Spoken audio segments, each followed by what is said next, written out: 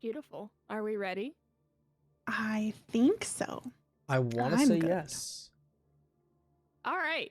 Does anybody want to recap what happened in our last session? I would love that personally. Oh, I failed at fighting. My notes are convoluted and don't make a lot of sense. I know. I probably should. We met Uzu and Cosmo. Socks shit his pants a little bit.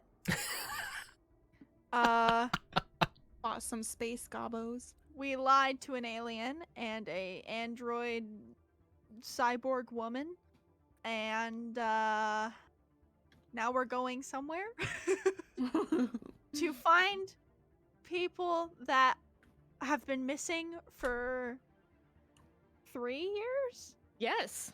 Yes. Beautifully done. Thank you. Oh, That's all I got. Mad Mel. I remember that name. Yeah. Yes. Now you guys are So- gonna realize why I'm so mad I lost my notes, because I'm gonna have to try to do this off the top of my head. oh boy. Me too. Let's see. Dear Diary, you're not gonna believe what happened just the other day. I met an amazing bear friend. He's really strong, and I think one day I might be able to beat him. There was a nice little robot, too, who got lots of food, and, you know, we were able to just eat it all, and it was tasteful! Like, really good. I also had travels with Good Rabbit Friend, whom we will share many adventures with, because very fuzzy, and I like holding fuzzy things, like nice handbags, but I won't turn him into a handbag, because he's friendly and fun. We're gonna go rescue some people, and while I didn't do very well on punching, I hope tomorrow I can punch another day. Talk to you later, journal.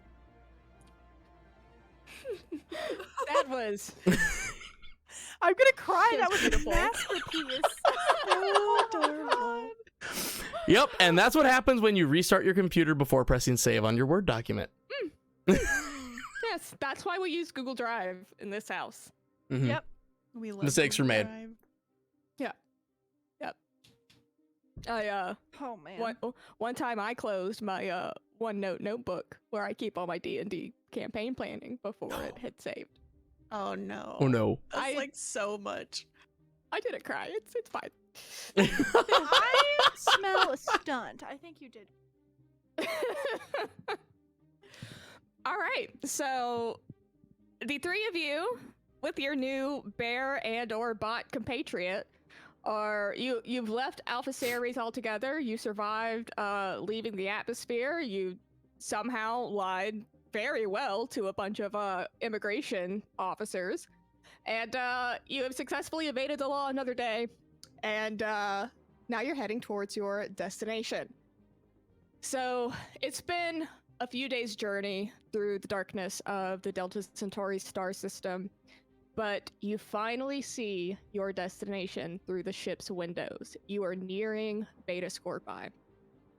This is a small gray rock. It looks more like a moon than any planet you've seen before, and its pockmarked surface is almost entirely unremarkable, except for a massive megastructure that is protruding well over a mile above its surface.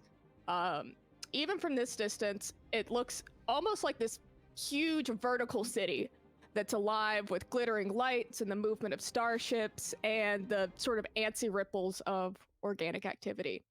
You can safely assume that this is Endline Station.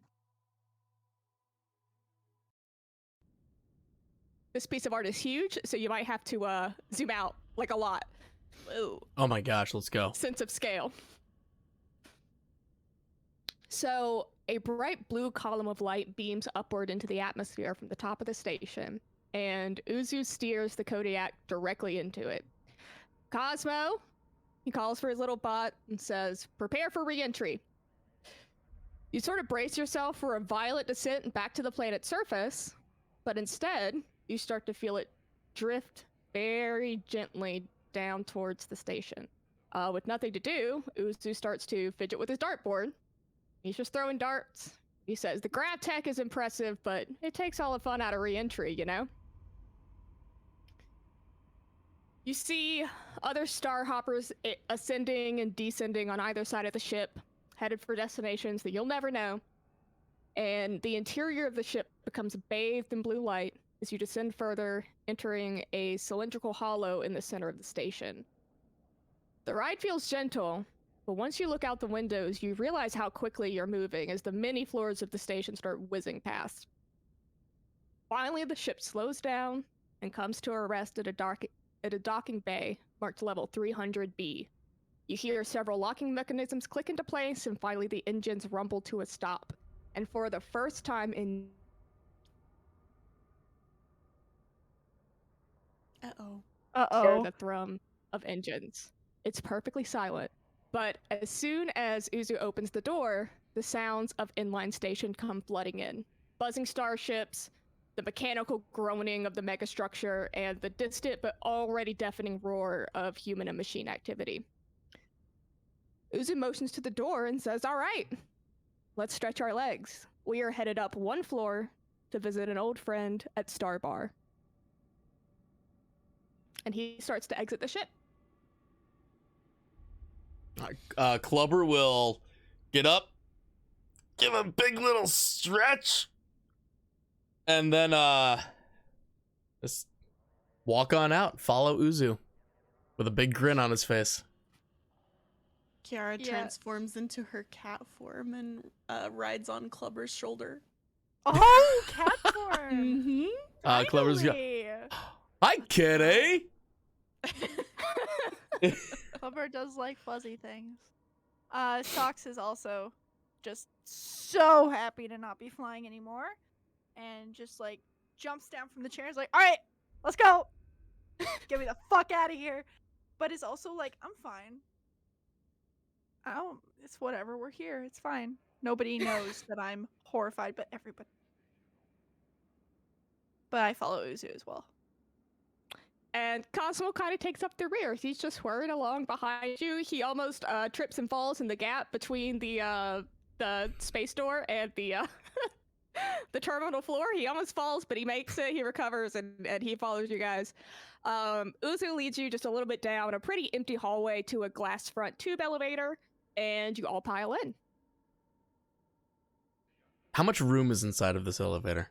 Not a lot. Y'all are like this. They're not like they're two bear-sized people. Okay. And Is the ceiling relatively kind of tall at least? a little bit. We'll say it's got like 7 feet of clearance. Okay. When we get into the elevator, I would like to pick up both Cosmo and Socks, kind of squat down a little bit and hold them up above us so they have like some breathing room. And I'm on your head. I'm just reminded of the ship, and I'm just like, "Oh, okay, all right." Socks just wants to be on the ground so badly. Klubbr, I can I'm 5 feet tall, Klubbr. I know, you're just a little You're friend. actually, Let like, me way on help the top you. of the elevator now. Klubbr, Yep. Your head's like hitting the top.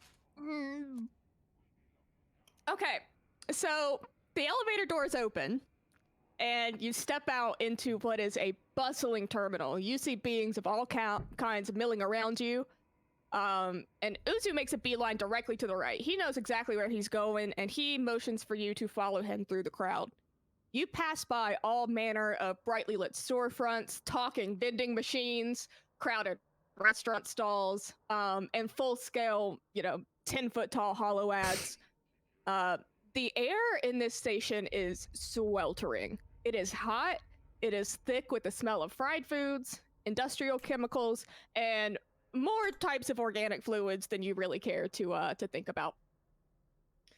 As you pass through, you see all manner of people, but you also see a child standing at an intersection. Their face is really dirty. They're shifting nervously from foot to foot, and their eyes are kind of darting in all directions as people mill around them. Klubbr would like to crouch down and is like, "Hello, little one. Are you in need of assistance?" But maybe. I would just like to state that I also have not put down Socks or I was gonna ask, like, are you still holding us? Unless you have jumped down, no. I am still holding the two of you. Walking. I'm probably just like grabbing onto whatever I can to hold myself still. The kid like notices that you are like covered in animals and robots, and this seems to like delight him. And he goes, Could I pet your rabbit, please? Of course. I don't think he's ever bitten anyone before, so I doubt you'll be the first one. Here. This kid reaches up and starts to pat Socks on the head. I'm like crouched. I'm like hugging my knees, like, okay. And at first I'm like, oh, I hate this. This sucks. And after a couple pats, I'm like, you know what? This isn't that bad. I could get used to this. Where are your parents, little one? I don't really have any. Who watches out for you? Me and some of the other station kids. I am claiming you as my own. Would you like to come with us? I don't think I should do that. I'm actually waiting for someone. Who are you waiting for? I'm just waiting for a couple of friends. We work together. We survive. Socks is just getting the head back. I'm still not saying anything. I'm just like, keep petting me. So Keep this going. kid, at the idea of like you offering to take him along with you, he actually starts to look a little bit uncomfortable. He stops petting Socks, and he sort of backs away a little bit, and then he just darts off into the crowd. Oh no! Socks, roll me a perception check. Ooh, me. Okay. Or Klubbr, actually all three of you. Okay. I need to remember how to get to my character sheet. Wait, can I not? Can I not roll? There we go. I'm trying to remember how to do that. It's under it's third tab from the left though with the 3 people. Yeah, I got my Yes. character sheet And up, but it. Oh, here we go. You can Here we just click the word perception. Yeah. go. I got it. Clicking it and normal roll. Boom. 12. I am very perceptive. Oh, I rolled bad. So I'm on the sheet, and where's perception? It's All right. So under like right next to your ability scores, that list of skills, perception is right there. It's in alphabetical order. Yep. Oh. And normal. Yes. So Socks, nothing seems wrong to you. You feel like you just had a wonderful interaction with a very sweet child, if a little bit troubled. Klubbr and Kirara, you two noticed that right before that child darted away, he stole some of Socks' rations. Oh no. You've been pickpocketed. My 2 weeks worth. okay. Can I still see the child moving through the crowd at this point? Ooh. Roll me another perception check. That's it. I think it's time to club. 11. You have completely lost track of him. Am I still able to see, like, You where can roll a perception direction? check. How much did I lose? Like a ration or two. Not all of them, but like a couple of pieces of bread and maybe a slice of cheese. Okay, Okay. because I was stacked. I would have been pissed. Kirara, you actually, Klubbr might have lost track of him, but you see that little fucker. You still see like his little mop hair moving through the crowd, and he's headed towards a restaurant stall. All Kiara, I'm what gonna o'clock I'm gonna is he? I'm gonna chase after him in my cat form, be all sneaky, so he doesn't notice. But so you're jumping off of my head? Okay. Yep. All right. I will. I I'm will in follow. pursuit. While holding Socks. Yeah, I'm still just there, like, what happened? Why'd he stop, Klubbr? I was kind of liking that. Socks, I'm why. sorry to tell you, but he took your food. I'd be more than happy to share mine, but I don't know how much you like barbecue sauce and or gravy. What? That kid Well, took. see, barbecue sauce is stuff that you put on things, and gravy is a nice, rich sauce that you drink. Klubbr, I know that. I know that. Then why did you ask was- what Socks? I was asking. He took my food. The kid took my food. He was hungry, Socks. He could have just asked me for it. Where is that fucking kid? Where is that So, fucking kid? Socks, I Kiara's don't know already if you taken should off. swear if children are present. Where's the kid now, Klubbr? Where's the kid now? Yes. Exactly. So are the two of you following your cat friend? Yes. Do we notice? I didn't even see the kid take my stuff. Do I see her jump off Klubber's head and Well, run into the crowd as a cat? Socks is being carried by Klubbr. I saw, because Kiara jumped off of my head to go. The thing that about this is Kiara's being sneaky, and I'm just literally beelining right behind. And Uzu, by the way, like Cosmo is like whirring behind you, and Uzu is using his remote link to be like, "Where the fuck are you guys going? We're not going this way. We're going to. We have places to be." Like, Kid stole my fucking bread. That's where we're going. welcome to Endline Station. I don't know what to tell you. Don't stop to help children. I can't. He wanted to pet my head. Oh my god. I don't make the rules here. Oh god. Thank See, God I maybe wasn't. if you pet my head, Uzu, I then would be maybe we happy wouldn't to. be in this situation. Would you Right now, like I'm me to counting pet my your lucky head, Socks? stars. Klubber's gonna start petting Socks' head. I Is just it go like back into that it's state okay. of like nothing else is happening. I am being pet. it's okay, Socks? We're here for you. So, Kiara, you start following this kid, and you notice that he is stopped at a market stall. All right, I go up to him in my cat form and just double check if he still has the rations, and I see that he's beginning to start taking a bite, and then I instantly transform back into my human form and be like, "You little, just like, you little shit. What are you doing taking away our rations?" And then I get both of them, and I give it back to Socks. Yeah, he drops everything he's holding. You scared the shit out of this child.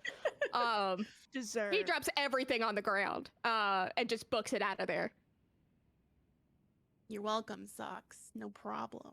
Thank you. I'm sorry, Socks, but I don't think he'll be petting your head again. Probably That's not. okay. Uzu said he would. Uzu you hear an exasperated sigh, even over like the limited connection of the comms link. He's like, "I'm so glad they made me a bear and not a rabbit." The fuck does that mean? No, you know what? I kind of know what you mean. It's like, I've But been I a lot of just- places, man. Nobody's ever given me head pats. Well, I'm just cuter, I guess. And he goes, all right, just follow Cosmo back. We'll reconvene at Star Bar. Unless you would like to help any other children. I No. don't know. Maybe help a junkie. Or Did- good. Do they need Clever, do they good need for our the help? day. No, Nope. no, they you can't help those people, bud. I'm sorry. Okay, It's we can the- go with you then. As long as no one requests our assistance, we're fine. You got a good heart, man. You got a good heart. That's not gonna serve you in this station, but you know. I was told it does its job and pumps its blood. Well, I should hope so. Otherwise, we have much bigger problems afoot. So, now that you have recovered your rations, you start heading back towards Star Bar, and you're just following Cosmo through the crowd, and you finally reach an establishment with really tall front windows. Each of them are like lined in purple neon. The sign above the glass door reads Star Bar in these twinkling blue LEDs. And it's punctuated at the end by a half-lit white star that's basically looks to be flickering out. The two of the doors slide open effortlessly, and a blast of very refreshing cool air hits you as you enter. Oh, that feels good.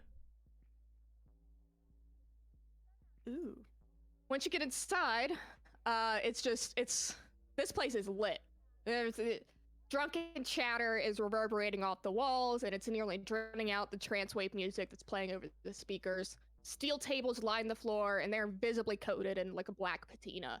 At one end of the room, there are 3 dancers, swaying effortlessly behind a thick wall of plexiglass. And at the opposite end is the bar, which stretches from floor to ceiling. And behind the bar, you see a really tall, broad-shouldered guy of indeterminate alien origin, tending the bar. And as you approach, he gives Uzu a nod of recognition. Let me get some tokens out here. Oh my god, he's so big. Am I able to order a drink from the barkeep? Absolutely. Hello, good Don't sir. Can I please have a drink of your finest gravy? I knew you were gonna ask for gravy.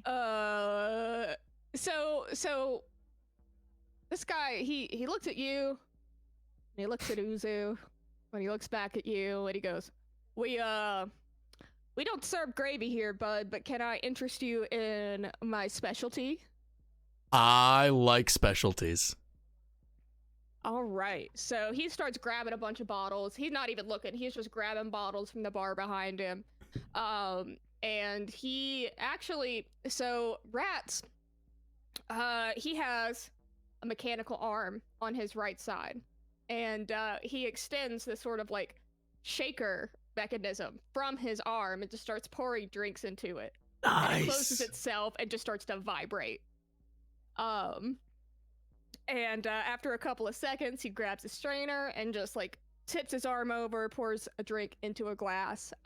It's a pretty like nice, like it's a lovely like ruby red color. And he slides it across the bar to you and he says, "That's my specialty. It's called Drifter's Punch. Enjoy." I like to punch, and I guess I'm technically a drifter, so thank you. Sir, when's the last time you cleaned that? I am Serve Save certified. I clean So- everything daily. Mm. How big is this drink? Is it like a little glass, big glass? We're talking like a tumbler. About like Okay. this. All right, Klubbr is just going to take it and chug it down in just a single thing. What do you think? What does it taste like? It tastes like cherry soda and a lot of booze. That is delicious, good sir. It's like Thank the you very candy much. from my childhood. I hear that a lot, you know. Sometimes we just gotta hang on to nostalgia where we can get it. And Uzu leans over the bar. He orders the usual, and he just says, "How you been, Rats?" And Rat says, "You know, same old, same old. Finally saved up enough scratch to upgrade some of my hardware and get rid of the shakes." And he sort of taps his shoulder. And Uzu winks at him and says, "Good stuff, old man. Listen here. These folks are my compatriots. This is Klubbr, this is Socks, this is Kirara. We've hired him to help track down our missing agents." We're helping. Hardly. Rats looks you up and down a little suspiciously. He says, "Shame about those two. I heard their cargo was safe though, so that's the good news." What do you mean by shame of the two? Did they do something bad? Rats sort of sighs. He goes, "Does anybody else want a drink before I start?" Yes. I would like another. Can I get this like glowy drink that this guy has over here? What is this? A Fallout? You absolutely can. Yeah, that's awesome. So, you, he looks at Socks, he goes, "What about you? What do you want?" Whatever you feel like making. All right, 2 Drifter's Punches and a Fallout. You got it. So he starts making the Drifter's Punch, and he gets 2 of those, slides them down the bar to you. He starts working on the Fallout, and, you actually see him go towards, like, kind of towards the top shelf. And he pulls down a bottle that looks like it came from like an industrial factory, like not something that's for human consumption. And he pours your newly mixed drink into a glass, and then he like just barely tips this bottle over, and like one drop of liquid goes into it, and the whole drink begins to glow. And he goes, "It's fine in small doses, just don't drink it out of the bottle, you know. Klubbr. You'll be fine." And he puts it back up there, and he slides that drink across to you, and he says, "These are on the house, because you're gonna need them." It looks like the Uh-oh. drinks are on the bar, good sir. Not to correct you in your own establishment. He What sorta do loo- He sort of looks at Uzu and goes, these are the guys?"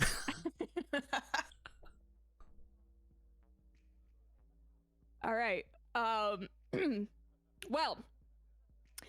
here's what I know. Mrs. Keating and her daughter are checked into the Blue Rose Motel down on 236. I don't know how long they're staying, but I'd advise you go there first. You know what happens in those coffin boxes. Keiko is working the front desk in the morning. She owes me a favor, so tell her I sent you. Uzu he throws back another drink and he says, "What about Hasim?" And Rat says, "Well, your boy Hasim briefly checked in to an Archon med bay on 121. He's not there anymore, but that Sergeant Jones might know where he ran off to." And Uzu nods and he goes, "All right, copy that. And what about Mel?" And he stops wiping the bar and he pinches his wide nose between his forefingers and he actually looks rather solemn. He just says, "Mel is in the Ruby Den." And Uzu what is actually that? Uzu chokes on his drink and he goes, "Oh, fucking Christ, Rats, you gotta be fucking kidding me. Sangra territory? What are they doing down there?"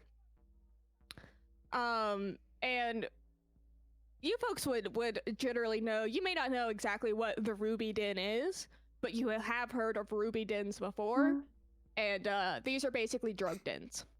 They are opiate dens that are often operated by the Santa Sangras, which is one of the most dangerous gangs in Alpha Series. Rat says, "You know damn well what Mel's gotten into down there, and you'll be fucking lucky to get him out without a body bag." I have brought 3 of those. Oh no. This is supposed to be a rescue mission, Klubbr. They're Rats not for goes, "Well." them. They're in case something happens to us. I wanted to make sure we could be carried back with dignity. Oh god. Rats goes, "Well, somebody's gonna need him before this is over." God, I hope it's me. And Sox is just like, I'm so fucking over this.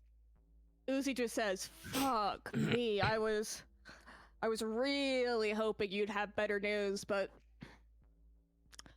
I appreciate it anyways. Give me a triple and a few minutes to think." And so, with his drink in hand, Uzu steps away from the bar and he motions the 3 of you to come with him. And he lumbers over to a nearly empty table and just shoves this comatose drunkard out of his chair to make room for everybody, so you can all sit down. I would like to pick up the person who just got shoved and set them up nicely in the corner. And Kirara just pushes him back down again. And I look at the guy as he's slumped over again. I go, "Thank you, kind sir." And then I sit down. Kiara, that wasn't a very nice thing to do. Nah. He'll get over it. He's not even awake right now. Excuse me, sir. Were you aware of the action slated against you? This guy does not respond. This dude doesn't He's even out, look like he Klubbr. has a pulse. Starting Is he dead? CPR! Oh god. I can do CPR. So, are you actually gonna like do CPR on this guy? Yes, No. where's my medical? All right. Oh my god. Honestly, you don't even need to roll for this because this guy, as soon as you start, I'm doing it pushing anyways, on I his critted it. chest- All right, so you actually go like really hard on the first push, and this guy immediately vomits like just God. a fountain, just projectile vomits almost right in your face. Actually, give me an acrobatics check real quick. I can't do that. Oh no. Klubbr about to get I'm puked just like on. hiding behind Socks. Sick. Yeah, Thinking you that- take that. You take that directly in the face, like Exorcist style. Wait, me? This dude, no, Klubbr. Oh, okay. Yeah, this dude, you forced this man to vomit, and now it is all over you. Does it That's what you taste get like for trying Drifter's to help, Punch? Klubbr. That's what you I'm get. just uncontrollably laughing. I'm like, this is a joke. There was no way.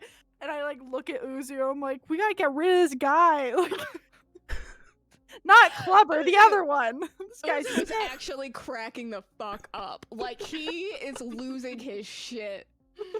He lives Oh for this my kind of God. shit. That's so All right. funny. I would like to help the man to his feet, if at all possible, at this moment. He is still completely passed Yeah, I out. was gonna say he's probably. Okay, I would then like to help him to his feet and let go in hopes that he would stand. Yeah, he like gravity holds him up for a moment, and then he collapses like a rag doll. Awesome. And Uzu says, I think you should just leave him there, bud. I think you've done enough. I'm just gonna like push him into the corner so no one can step on him, and just be like, "Shh, you'll wake up soon. It'll be okay."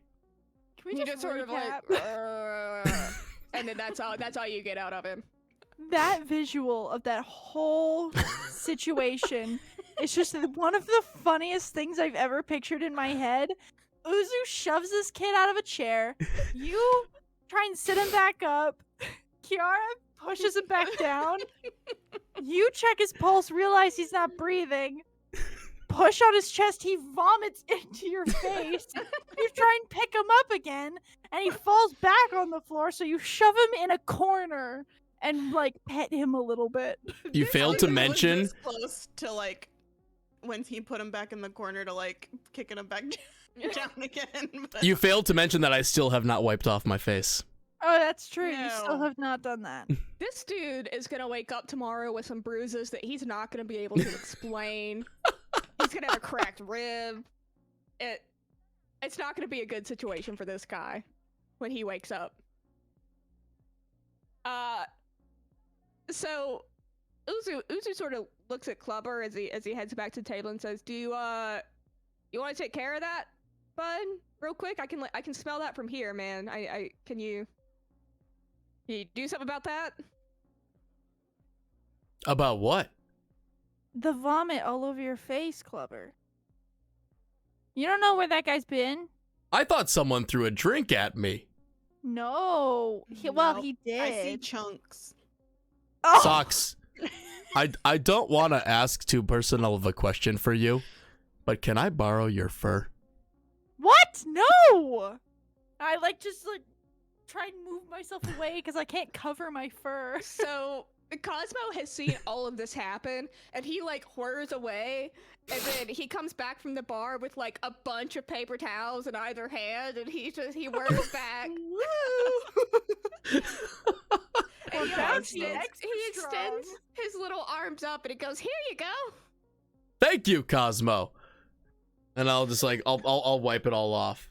I'm not gonna lie, I was secretly hoping he would air blast me and get it everywhere. Oh.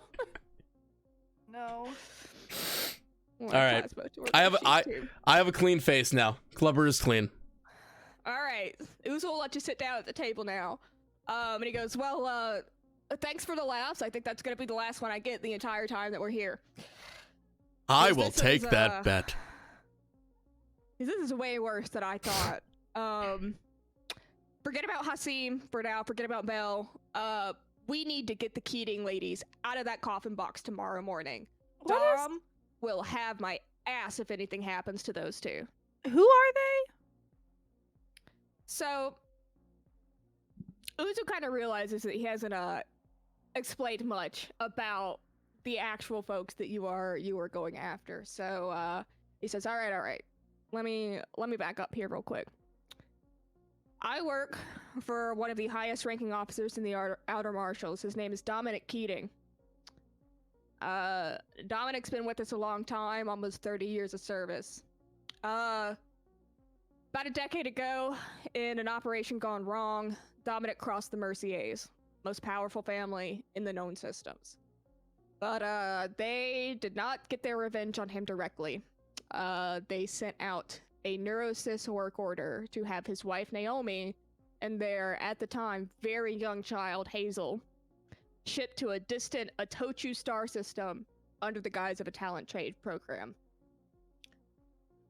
Dom has been separated from his wife and his kid for almost 10 years. It took 5 years for him to find a way to access the Sigma Vela system where they were being kept. Another 2 years for him to lay the plans for the rescue mission. And when he finally sent Hasim and Mad Mel to bring them home, the operation went wrong, and now they're missing. He said, when they finally made contact with us, they let us know that they had brought both Hazel and Naomi safely back to Endline, but, you know, we haven't heard anything since. So now we know they're somewhere in the station. We know that they're at the Blue Rose Motel. And, we have to get them back. I would rather leave the other 2 agents here than wait any longer to go get them. Then let's go get them. Mm-hmm. Do you have an address? Yes. Yes. They are down at the Blue Rose Motel on level 236. Rats did say, that, the receptionist who works in the morning owes him a favor.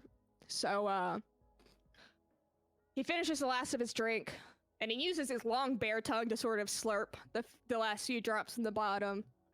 He stands up and he runs a hand through the fur between his ears and he says, all right, listen. All we can really do tonight is rest up. I'm gonna head back to the ship. I want to double check the patches on those fuel lines, do a little work on the auto reloader. The 3 of you, why don't you head on over to the Fortune Club next door and grab some rooms? Maybe blow off some steam at the casino. Try not to blow all your money. I'll send Cosmo with you. He has a remote link to me, and in the morning we will touch base and figure out our plan from there. Out of curiosity, since it's so important that we should get them, shouldn't we go talk to Keiko now? Keiko is not working the front desk right now. In the morning.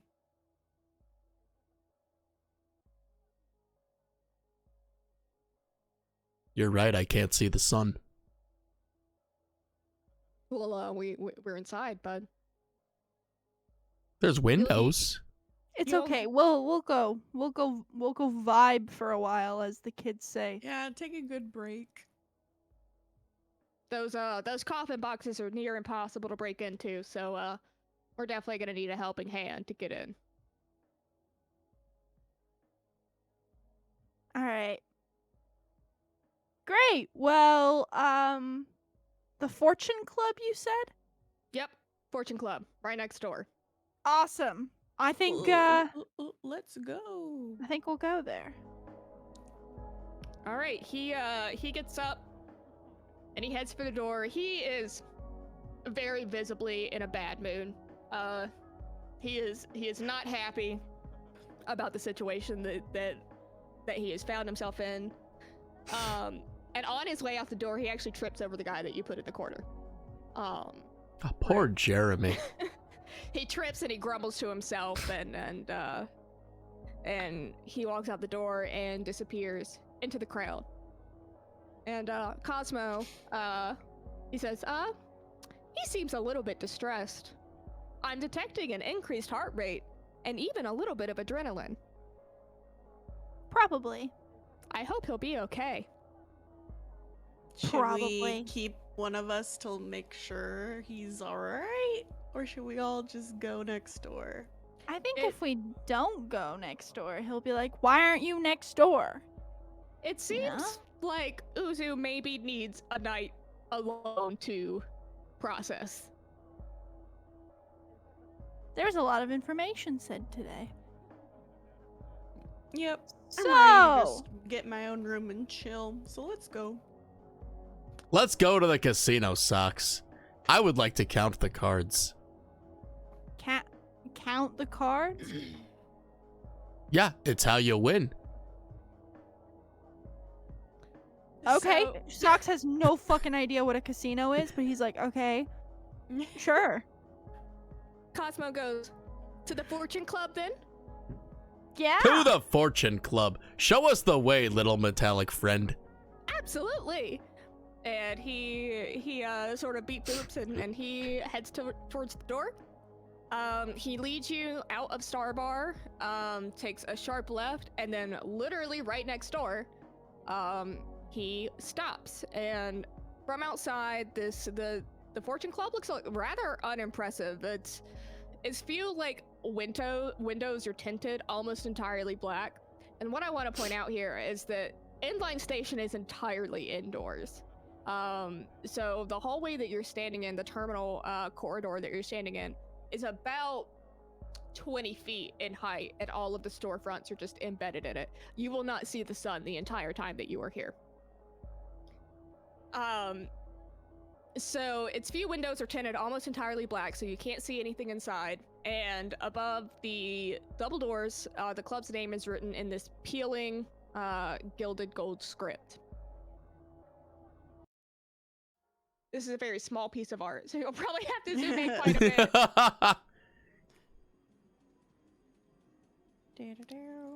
But it's the only one I could find that was this good. Oh no, Alright. it won't move. This is giving me 007. How do I get it to move? Right mouse. Right It's click not and drag. Yep. Yeah, it's not letting me. You might have to like zoom out and center it in your screen and then zoom in. Oh, there we go. Yeah, Yeah. that did it. It's really finicky with this piece. I don't know why. Oh, that guy has a cowboy hat. I want one. He does. He does. Klubbr with a cowboy hat. What happened? Maybe you So- can ask him for it if you win against him. Excuse me, good sir. Would you like to place a wager for your hat? This guy does not even acknowledge you. But this joint is just buzzing with excitement. The casino patrons are all over the floor, and they're erupting in laughter with every win, and they're groaning with every loss. Slot machines are chittering and sounding off alarms, signaling another dream come true. There are lush green casino tables arranged in rows around the room, and a massive crystal chandelier hangs in the center of everything, bathing the room in this gold light. The walls are covered floor to ceiling in intricate Art Deco patterns, echoing a forgotten gilded age of Terra Prime. And in the corridor, a quintet band is playing a little bit of jazz music that seems to be stirring the crowd into near mania. A sign above your heads indicates that the front desk is at the far end of the room, sandwiched between two curved stairwells that lead to a mezzanine above. Good lord, I'm a third of the size of the casino. I know. I was just about to say. You're right. It is a small piece of art once you put the tokens on here. Mm-hmm. Can Klubbr see a blackjack table? He can indeed. He sees a sign for a table that says 21s. Let us go play the 21 sucks. Kara's gonna go find the front desk and try and get checked in and everyone get a room. Because she's tired. I'm like, okay, yeah. I'll meet you there. And I want to go up the stairs. I want to check it out from up top because I'm like, what the fuck is this place? All right, so Socks, we'll start with you. When you go up to the mezzanine, you see this is just a massive casino floor. It is sprawling. There are people packed everywhere. You see signs for all manners of games. You see 21s, the center spinner. You see Jip, the golden gambit. You see slots. You even see a game called Rat Race. There's a little bit of everything. And people seem to be either loving or hating their lives. And really this place has all manner of clientele. You see folks in very, very fine dress, folks who look like they literally crawled out of a dumpster to play the slot machines, and really every sort of person in between. You see automatons, altereds, animists, fish people, crab people, normal people, fully cybernetic people, everything. This is truly a melting pot where everybody has gathered to win it all or lose it all, as the case may be. Great. Kiara, you and Socks sort of head in the same general direction, but as Socks heads up, you head down to the front desk, and the clerk simply asks if she can help you. I was wondering what the rate is for 3 rooms. The clerk sort of. She actually looks you up and down, and she goes, "We'll say 5 plats each per night."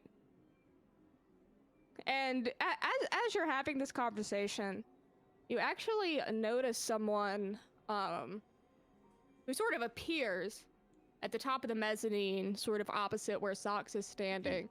And they walk very intentionally across the mezzanine with this eerily smooth gait that makes it seem like they're kind of hovering above the floor. They're wearing this floor-length indigo evening gown with this plunging neckline that reveals a very, like, broad-built but masculine chest. And as this person draws closer, you can see hand-beaded detailing on the fabric socks. And on both arms and from the waist down, there is a fringe, very delicate. It's made of fiber optic fibers, and it changes color right before your eyes. Kiara, you take notice. Socks, you take notice. It's a little bit hard not to. And you notice that you aren't the only ones looking. Several heads have turned to watch this person walk across the mezzanine. People are whispering to each other. And Socks, they actually head directly for you. And they sort of lean onto the mezzanine next to you and say, "Taking it all in?" I'm like kind of shocked, like, oh my god, hello, yeah, I've never been to one of these before, so I just, there's a lot to look at. I'm like freaking out. I'm like, I was not expecting a conversation. They, oh god. Go ahead. Oh, and Kiara just kind of like whispers over to like the front desk person and asks, like, "Do you know who that is?" So The front desk clerk actually blushes a little bit and goes, "That's Lev. Like, the Lev, as though you're supposed to know who that is." And Socks, this person extends a very delicate hand towards you. It's decorated with like these long chrome-colored fingernails and extravagant rings on every finger, and they just say, "Ugh, God, how I love a virgin. Welcome to the Fortune Club, my darling. I'm Lev, the proprietor of this club's fortunes and all its other pleasures. It is lovely to meet you." They bow graciously and they brush this wisp of dark hair out of their face. ooh. Wow, hello. Token time. I just take my giant rabbit hand and I look at my hand. I'm like, I'm not worthy of shaking this person's hand, but okay. I don't want to be rude, so I reach for their hand. I'm like, "It's great to meet you too. This place is incredible." I'm just like, how are you a real human being? Hello. I'm like mesmerized. Oh my god. As your eyes meet, you actually notice that Lev's eyes are very bright gold. Mine too. And they smile kind of knowingly, and they say, "Why, thank you very much. I work hard to cultivate an experience here." You said this is your first time, yes? Yeah. I'm here with some of my friends. Friends, I you don't- say? Yeah. And Kiara like slowly starts walking up and is like, "Hey, Socks, you wanna introduce me?" Oh, speaking of friends, Kiara, this is Lev. Lev, Kiara, one of my friends. They extend their hand again, very delicately, sort of shake your hand, and they do a very little bow, and they say, "A pleasure, truly, to make your acquaintance." Pleasure to meet you as well. Do you own this establishment? I do. I am a very lucky one. I am the owner and the proprietor here at the Fortune Club. And they sort of think for a minute and they say, in the spirit of my club, how about we make a little wager? If you can beat me in a game of your choosing, you can stay here for free. I I'm look at down. Kiara. I'm Let's like, do I it, don't know how to Socks. play anything. I don't know how to. Let's go see if Klubbr has any ideas. Ah, Klubbr loves games. Klubbr will say yes for sure. Probably. He'll have a Oh, good yeah. idea. I hope. I think he said something about playing blackjack. Ah, 21's good choice. Good choice. Yeah, great choice, right? Yeah, let's do that. I think And that's Lev sort of sweeps their arm gracefully and says, "Well, after you, darlings." Okay. all right, let's head on over to Klubbr at the blackjack table. I'm just like looking for the sign. I'm like, You don't have to look for the sign. Look for me. I'm towering over Yeah. everybody. I'm just like, all I see in my head is Lev floating across the floor, and I'm just like, how are they doing that? I want Yeah. to do that. And like as you're walking across the casino floor, like people are turning to stare, and like you hear people whispering. Lev is obviously a big deal here. I feel unworthy. Well, the rooms are kind of expensive, so we need this, guys. We better win. Oh, well, yeah, of course. Figure they're gonna give these away for cheap. Here. Mhm. So you reach the blackjack table, and there is an automaton manning the table. So this game, 21s. Lev simply leans over the table and says, "Do you know how to play?" And I actually am looks, like, very good directly at the Socks. numbers. Do I know how to play? Does a rabbit know how to jump? I don't want to alarm you, Socks, but I don't think I've seen you jump yet. So I guess there's your answer then, huh? and Lev sort of looks Klubbr up or down and says, "And you are?" My This is name is Klubbr. Klubbr. People call me Klubbr Leg. Klubbr, this is Lev, the owner of this fine establishment. Lev holds up their Lev. hand. I will shake it with like I'll reach out like really firm handshake. And Lev's bracelets actually jingled. You shake their hand so hard, and they sort of yank it back, and they and they readjust a couple of rings and say, "Well, it is lovely to have the three of you." It is a pleasure to meet you, Lev. I love your establishment. It's very aesthetic, and I love the counting of the cards. Thank you. That is very kind. I will have to ask that you not count cards, though. Is that not the point of the game? Well, And Lev actually considers this for a moment and says, "Well, I suppose I can't argue with that." Not many people do.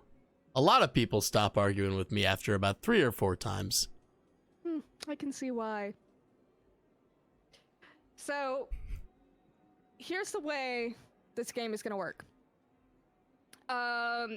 Anyone who wants to play will roll a 2d10, and the dealer will do the same. Once you roll your 2d10, you then have the option to roll as many additional dice as you see fit. If you exceed 21, is the sum total of your dice, you lose the game automatically. If the dealer rolls a natural 21 from the start, the players lose. If a player rolls 21, the dealer automatically loses. And if there's a tie, the winnings are split.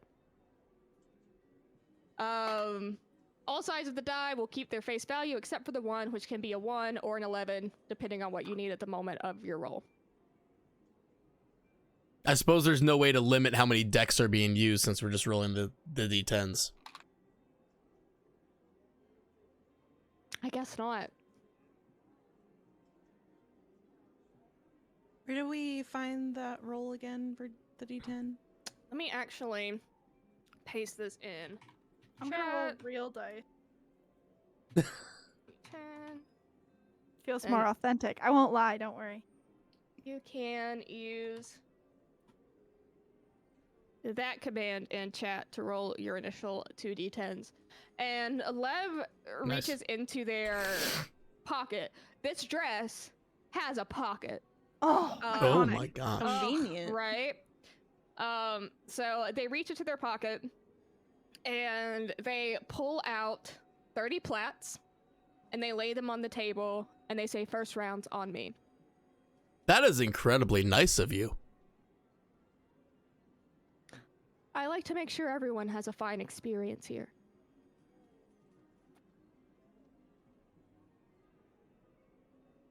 Well, shall we play? Is that like a lot of money? It's basically like $30, but given that some of y'all are broke as hell, the payout could actually be pretty good. Mm-hmm. And then I can write the roll D10. Yes. And I will be the dealer.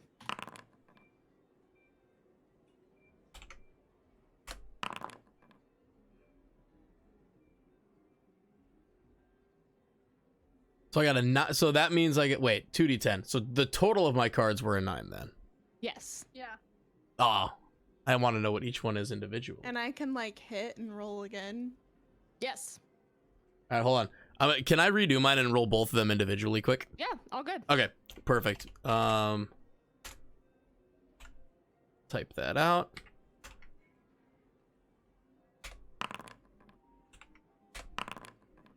All right, now Socks, I was gonna teach you how to play this game.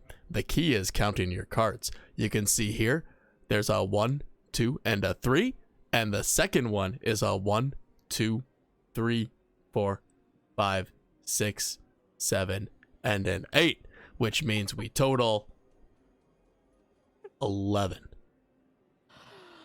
Lev starts. Okay. Lev starts to chuckle. This is. I'll do that now. Oh, my numbers are really small, Klubbr. Numbers are really. Is that bad? So- You want to get up to a total of 21 if you can. Okay. I would. So here, Socks, watch what I do. I would like another card, please, good patriot. The automaton hits. I would like another card as well, please. The automaton slides another one your way. Me too. I raise my hand. And one more slides your way, Socks. I actually am at 21. 759.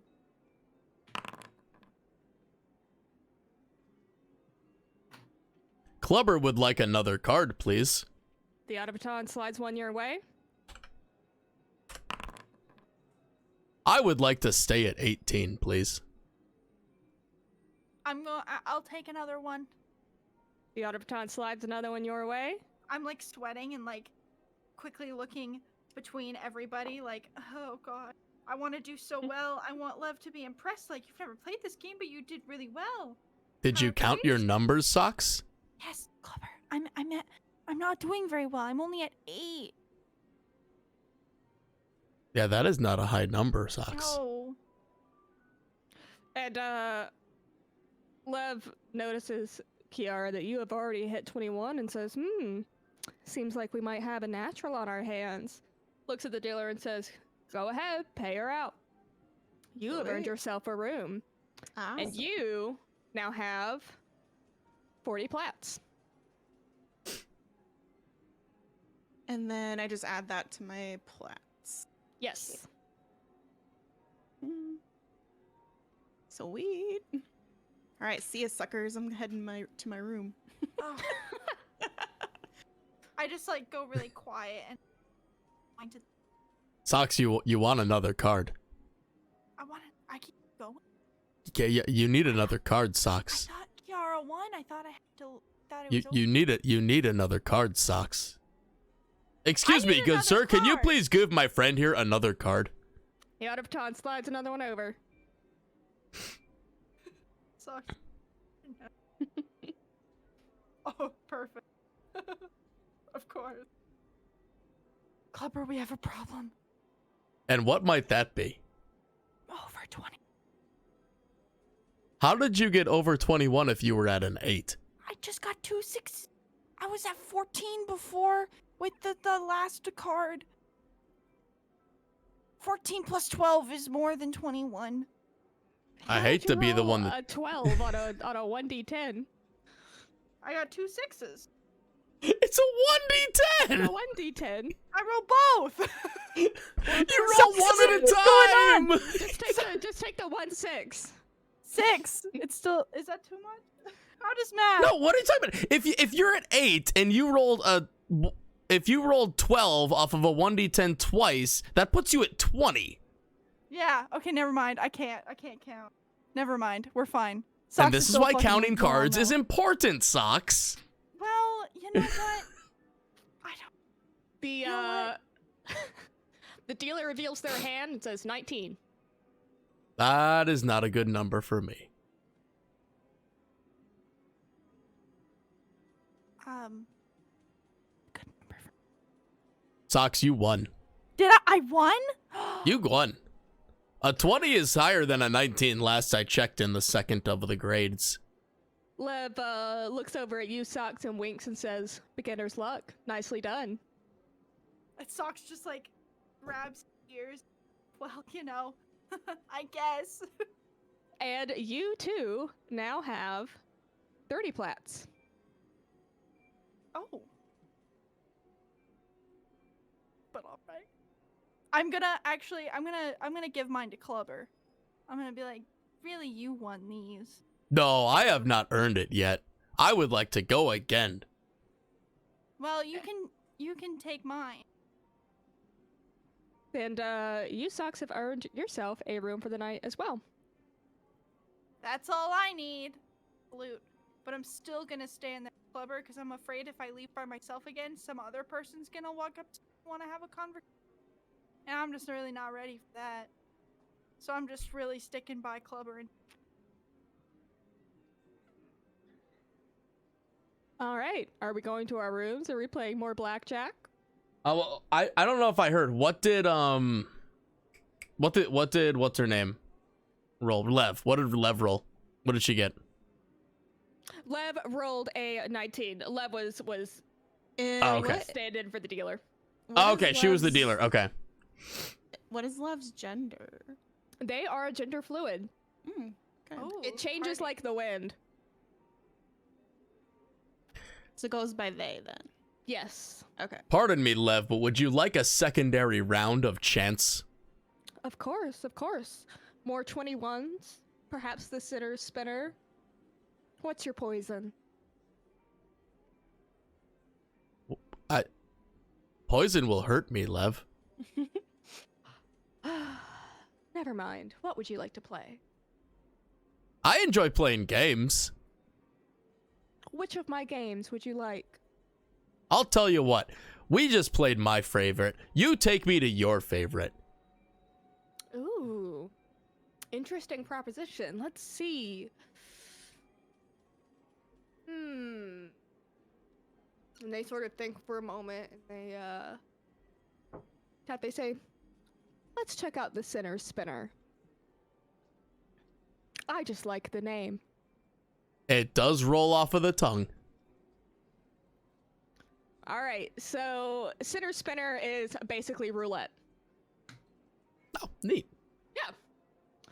Yeah. So the three of you head over to the spinner table, and the dealer asks you to place your bets. And we are only going to go 1 to 20, red or black. Socks, I would like to ask a favor of you. What? I'm gonna pick up Socks very, very gently, and then I'm just going to kind of flip Socks like a coin. Ow! Did Socks land on heads or tails? Socks, where did you land? I think I landed on my face. And I'm just like, I guess that would mean tail up. So tails? I would like to put everything on black, please. oh, ow! I'm just like, And how much do you bet? everything. You going all in, Klubbr? I said everything on black. All right. Everything, Lev says. Are you absolutely certain, my friend? There are many things I am certain about. Of that I am sure.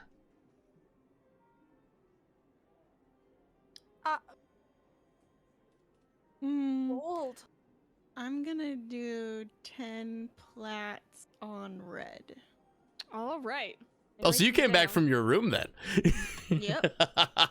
I heard some more stuff was going on, some more games. Got a quick nap in. So, Klubbr, how much money do you have right now? Let me look at my sheet.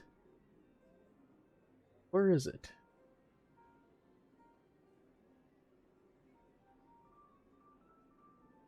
Sorry. I have 25 plat.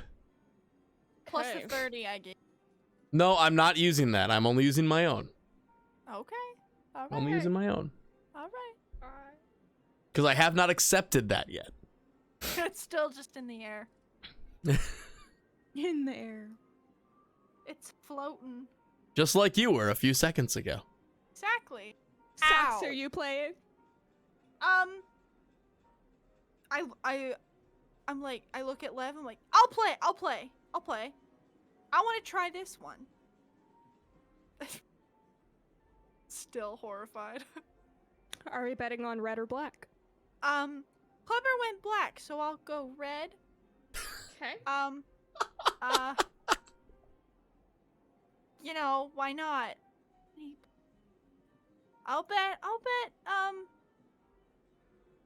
I'm 5 plats. All right.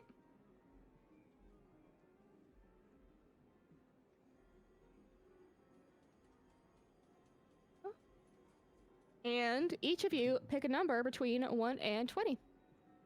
13. 17, please. Okay. 5. 5. All right. Here we go. The dealer drops a little ball down onto the spinner and it starts to spin like crazy. Oh, let me make this a public roll. And for the purposes of this, red will be evens, black will be odds. If it lands on your number and your color, you will win 3 times the original amount you staked. If you correctly guessed red or black, you will win 1.5 times what you originally staked. And black. I'm having to write down which one I designated as even and odd so I don't forget. All right. Here we go. Oh, it rolled as Cosmo. That's so cute. The dealer waits, it spins and spins and spins and finally comes to a stop. And the dealer says, 6 red. Woo! Yay! I said red. You did. Congratulations, Socks. I'm proud of you. I was 1 number off. Klubbr, did you see me? Did you see that? Did you see what I did? You did very good, and I'm going to start patting your head. And Lev at first actually looks a little surprised that they lost. They don't call them Lucky Lev for no reason. But they quickly brush it off. They compose themselves and they say, I believe the 3 of you will fit in very nicely here. Please enjoy my establishment as long as you like. And they just saunter off into the crowd. I wish I could, but I'm out of money. Thank you, Lev. Thanks.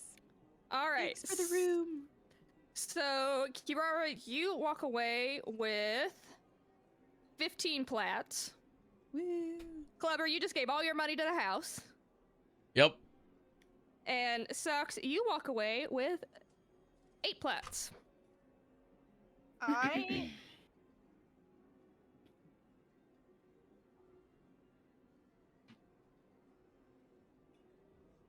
So Socks and Klubbr also got a room?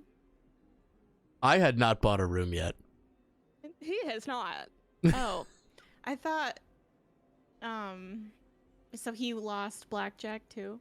He did lose blackjack as well. And he doesn't have any money either. Hey, see, Klubbr, you can use those 30 plats to get a room that I let you borrow. I can't accept that, Socks. You earned that money on your own. I'll be fine. I have a sleeping bag and a pillow. But you taught me how to play. I wouldn't have been able to win if you didn't teach me. I'll make you a deal. How about I stay in your room under the desk free of charge?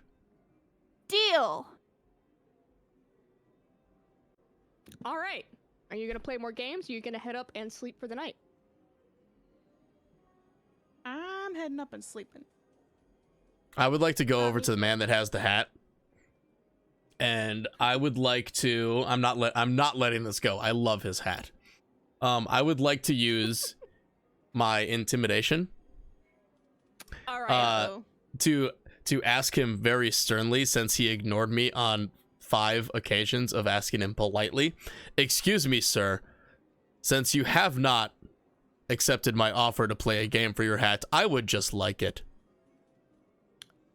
Son, I admire your brazen attempt to separate me from my hat, but I'll have you know, this hat is very important to me, and I am not particularly keen to give it up. Dang, I was hoping that would be a crit. I respect how much you like your hat, good sir. Enjoy the rest of your night. You have a lovely evening.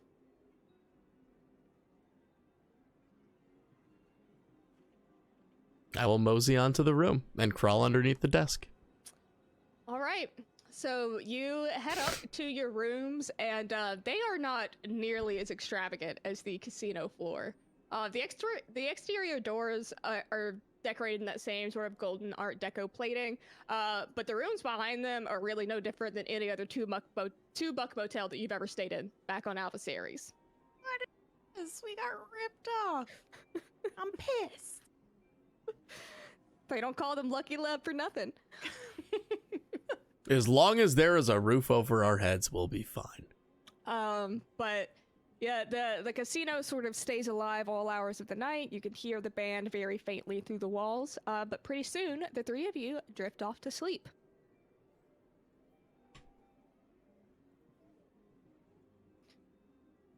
All right. You wake up the next morning, you feel refreshed, and you feel very glad to be landside. It is the first time you have slept without vibrating in a little over a week. As soon as you start moving around, Cosmo wakes up and starts knocking on Sox's door.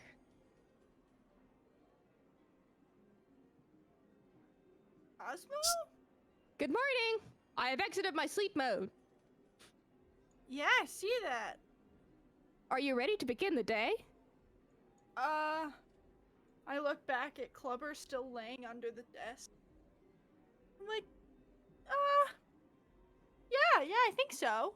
Is the sun up, Cosmo? I have no idea. And my calculations say that it is about 8 o'clock in the morning, but we cannot see the sun here, so I cannot say for certain. Perhaps it is cloudy. Ah, clouds can really ruin a day, but I won't let that bring me down. And I'm just gonna get up from underneath the desk. Call it good. Get ready to go. Oh, wait, I forgot to ask. Did we take a long rest? You did. Yes. Okay.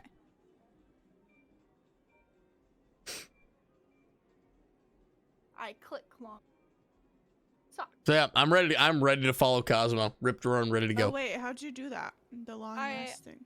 On the attribute page, character sheet, under hit dice, there's S rest and L rest.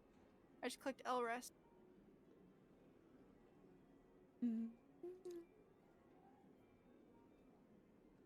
All right. So Cosmo immediately patches you through to Uzu's comms.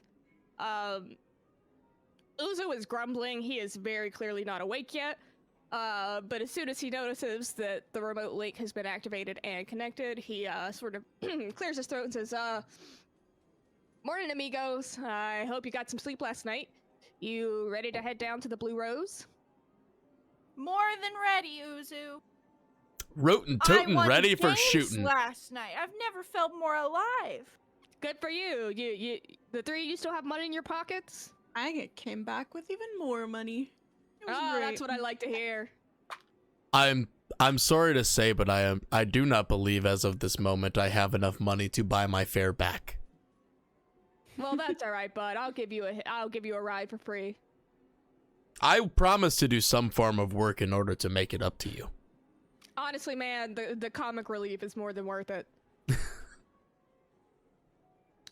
So, he's sipping on some coffee, and you hear him, like, you can't see him, but you hear him slurping very loudly.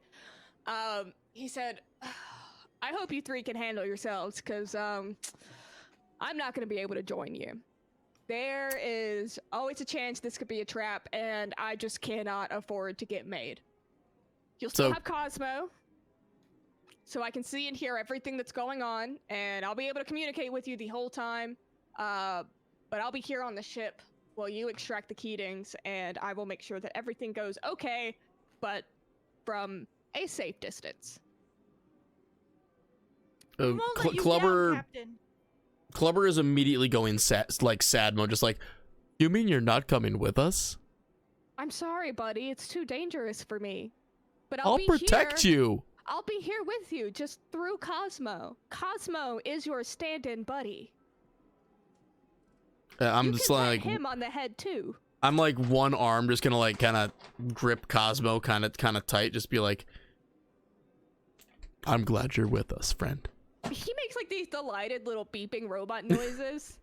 And he actually extends a little mechanical arm and like tries to wrap it around your neck. He pinches the skin on the back of your neck a little bit with his little junk arm, but he's doing his best. Awesome. Klubbr's happy now.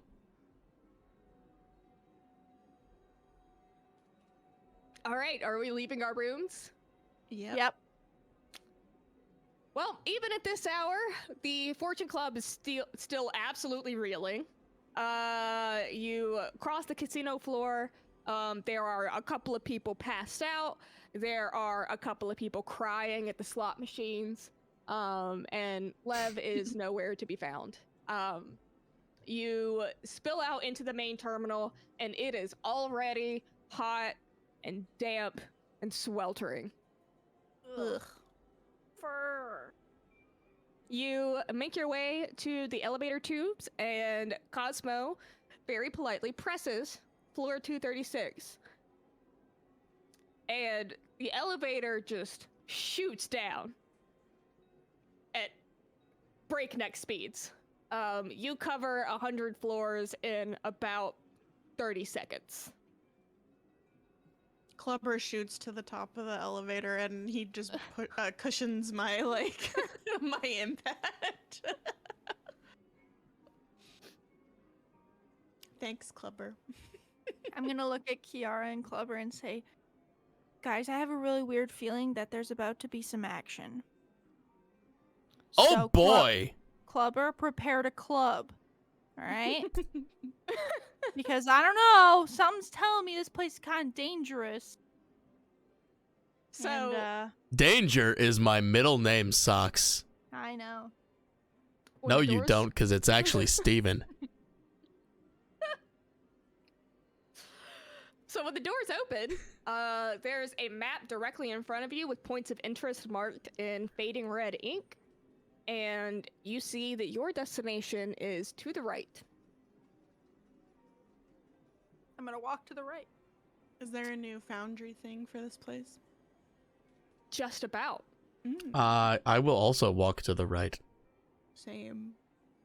All right. Well, you join the crowd that is milling about in the terminal corridor, and you head down, And if it weren't for like the noticeable layer of grime kind of covering everything, this floor would look almost identical to floor 301 where you spent the night. It feels like the same conglomeration of shops and food and bodies, but this level seems to have some more questionable sanitation standards. As you search for the sign for the Blue Rose, you pass a busker with a guitar, and he is singing a song about stealing the devil's Cadillac. Excuse me, good sir. Yes?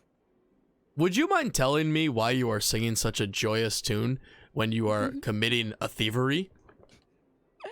He sort of chuckles to himself. He goes, it's just music, man. I'm just singing what's in my heart. Sometimes I can't explain it.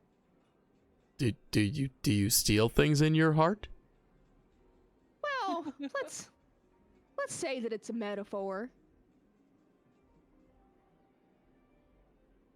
At the word metaphor, Klubbr is going blank stare. Like the gears are turning, but absolutely no idea what's going on. So this busker, he he kind of laughs to himself and he says, let me try something a little bit more literal for you. And he busts into a very bluesy rendition of Mary Had a Little Lamb. Oh, this is more Klubbr style. Klubbr would like to dance. Have all three of you like stopped to listen to this? Yeah. Mm-hmm. And Klubbr's dancing. All right. He plays a couple verses and he's getting a real kick out of you out of your little dance routine. And he says, well, I think that's about the most literal song I have, so if it's okay with you, I'm gonna go back to my metaphors. Thank You you go very ahead. much, and I wish you the best in your future endeavors and that no one steals your Cadillac. The same to you, my friend. What Does is he a have a little Cadillac? hat? He does have a collect little plats? hat in front of him. Okay, I'm gonna take the 5 plats that I would have spent on the room last night, and I'm gonna put them in his hat. He, And I'm gonna say, there you go. Enjoy those. Maybe get yourself a new Cadillac. Yeah. Oh my god, that's so clever. He does like this very gracious bow and he thanks you very earnestly. And the three of you will receive advantage on all your constitution checks for the next hour. Oh, you're welcome. Oh, it feels good to do a good thing. Do we do anything? Let's go. Or is that on your end that we... You'll just be able to roll your checks with advantage. Oh, okay. Instead of hitting normal, we. All right, you continue on your way, and then you finally see a flashing sign up ahead that says Blue Rose Motel. That is the place we are supposed to go. You open the door into a small reception area with a desk spanning one side. A young woman is working the desk, but her back is turned to you, and you can hear music blasting from her headphone feed. Excuse me, miss. Are you the one they call Keiko? She does not seem to notice you at first. I'm gonna knock the counter. Like, just kind of knocking like a door. She jumps and turns around very suddenly, and she sees the three of you standing there and quickly composes herself. She sort of smooths down her hair, and she's loudly smacking gum as she talks. She goes, "Ugh, can I help you?" Yes. Are you the one they call Keiko? Yes. Do you I know like her. Uzu? Who? We have been sent here by Rats. He said that you could Oh. assist us. Oh, you're with rats. Yeah, that one. Oh, God. This is what he sends to me. All right. What do you want? We are looking for two Socks, what's the word I'm looking for? Companions. Compatriots. And what was it? compatriots. Something about the ruby room Do or you, the. do you know how many people come through here? Do you have a name? Do you have a Keating? physical? Oh, the Keatings. They're down in box 404. Go. She pops her headphones out, and she is not happy to be alive. She pops her headphones out, and she goes, "There." You go down the hallway, and you take a right, and then you like take another right, and then it's like some door on like your left. Okay. Is it open? Can we just I don't know. or Like You said it was door There- 416, correct? I mean, you work here, right? Yeah, You for- should know. 404. Do I need to write it down for you? Can you read? No, Yeah. I have a great memory. I shall remember 404. Okay. If I don't remember, then that means there's an error. Look, the door is like kind of broken anyway, so just like jiggle it real hard and like it'll probably come open.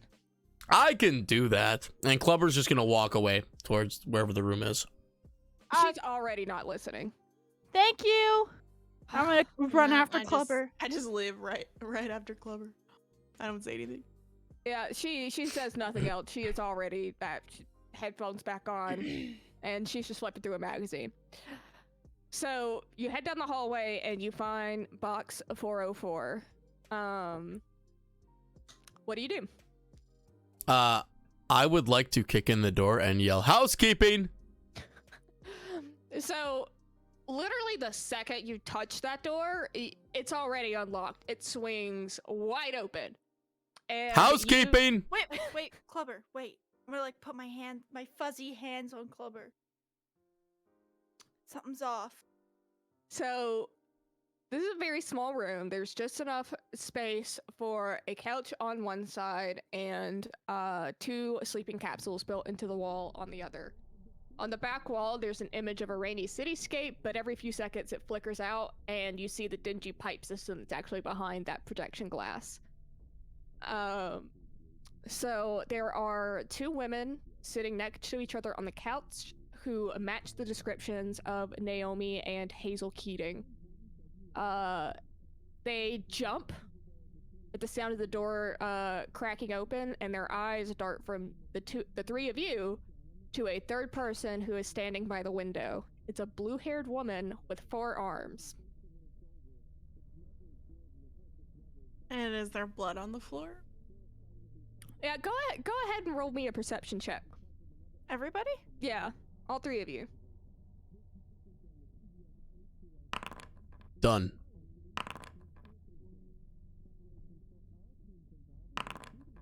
Oh! All right, so Klubbr and Kirara, you 2 can tell that the energy in this room is tense.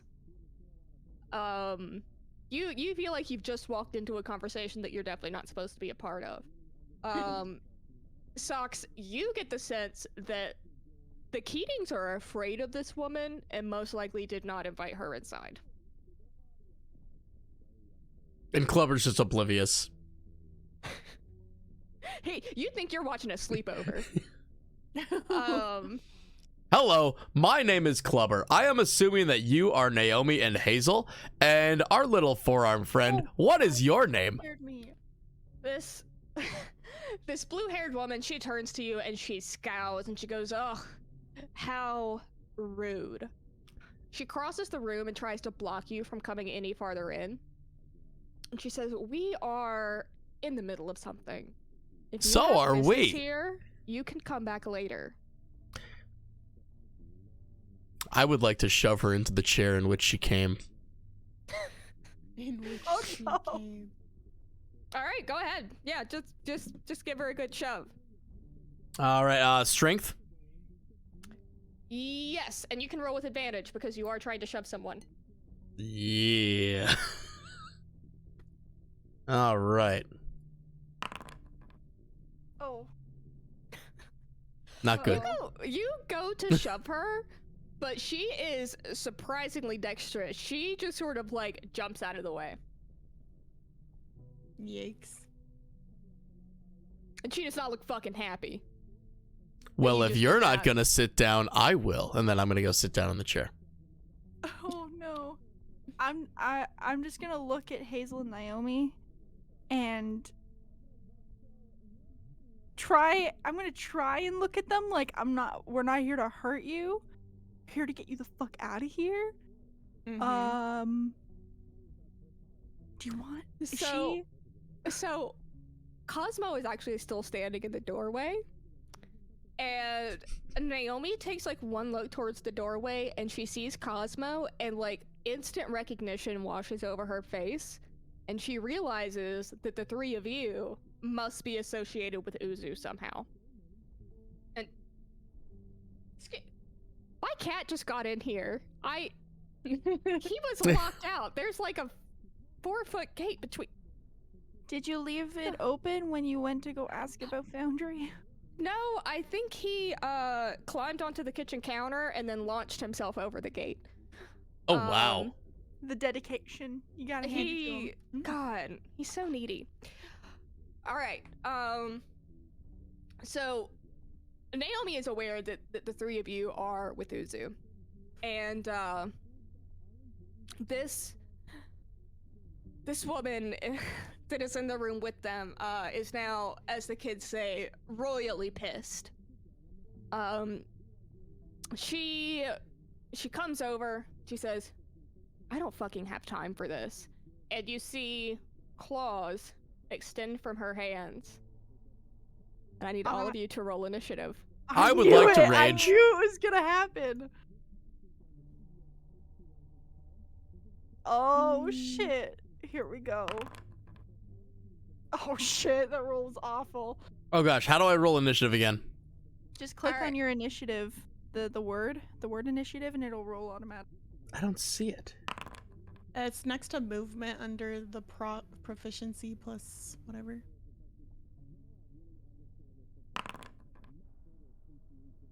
Oh, there it is. Well, All right. do we know Kiara. this third woman's name, or is she still just rando lady? Oksana? You do not know her name, but her name is Oksana. Okay. Let's say for all intents and purposes, she has it like tattooed across her shoulder. Okay.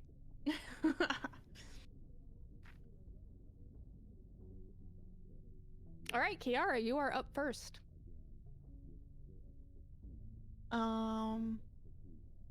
I don't know what I'm doing. How do I use like my special like abilities or whatever? Under We have- features, A look here. they should all be under features. And then you can click on the names of each of them, and then pick the one you want to use, and then click on the. And I can only dice use on the an left. active abilities. So you can use your active abilities, but also take a look at your passive abilities. You can read through those and see if there are any that you are able to use. And one thing that is sort of key, I think, to the infiltrator class is stealthing around. So if you enter stealth and you successfully like sneak up to a target, you get advantage on the attack roll against that target. Mm-hmm. And so most of your class's kit, especially your passive abilities, will give you additional damage. If you have advantage against a target, it'll give the target disadvantage against you if you have advantage against them, and so on. Okay. And how would I go about like sneaking to see if I could do that? You can just say that you are going to attempt to enter stealth, and then you roll Alright. a stealth check. Let's see. And where is stealth at? It is right next. right Yes, same place you did perception. there. And then normal? yes. 13. All right, you attempt to enter stealth, but Oksana is looking directly at you. Damn. And then is that just my whole turn then? Is like since I failed? I'm gonna call that a bonus action. So you are still welcome to try and attack, even though you are not stealthed up. Let's see. Inventory.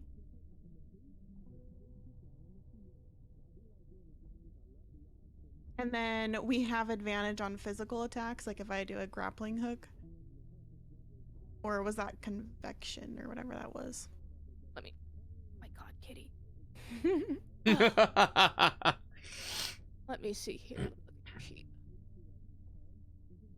So I think you'll only get advantage if you are oh, Constitution checks. That's what you're asking about.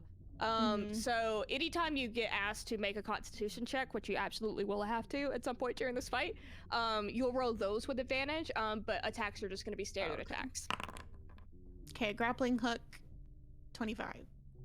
That hits.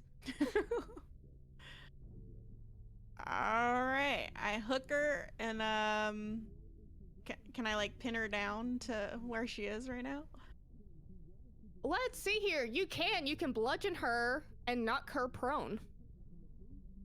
Cool. I will do that then. Yeah, go ahead and roll your damage. Damage. Damn. I mean, that's the average roll. It's 1d4, so. You get her like right in the ankle, and she falls over backwards, and she is now prone. Which means that until she stands up, everybody has advantage against her. All right, that brings us to Hazel. And Hazel is actually gonna put, hang on. Oh! Yeah, I was like, oh, we're in the other room. Oh my gosh, Klubbr takes up so much space. They don't call these coffin boxes for nothing. Make sure that I am on the chair. But so technically speaking, I should be on this side of the room then, I think. I love that Sana's Oh, because that's the door? is Because I tried to shove her back into the room, and then I walked past her after she refused.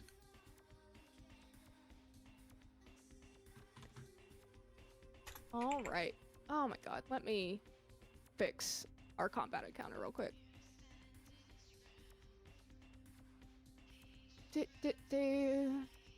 I forgot to switch scenes before we did combat. I'm just gonna make all these rolls and then fix them. All right. Update to Bam. 21. I'm such a big boy. 8 to 15. Update to. Let's see, who had what? So 17. Kiara. I rolled like a 6. Hazel had 17. Klubbr has gummy bears. Klubbr is happy. Dude, I'm so sad I can't eat gummy bears. I always get really Socks so had sad. 6. 6. Song is such a bop. Okay, 21, 28. Shadow cat. I just saw that. I mean, you are. Yep. Last one. Okay, now I have it fixed. All right. So Hazel is actually going to put as much distance between herself and Oksana as possible. And she is going to start constructing a trap. Ooh. which brings us to Oksana. And since Klubbr is the closest to her, she is going to attempt to claw at him. Actually, no, she can't. She's prone. She's going to use her entire ass action to stand up. And then she is going to use a bonus action to disengage and just move a little bit this way. Which takes us to Klubbr. I would like to use my ham hands. Use those ham hands, bud. All right, that gives me advantage while trying to grapple an opponent. So, time to grapple. And boop. Hello. All right, let me do an opposing strength check.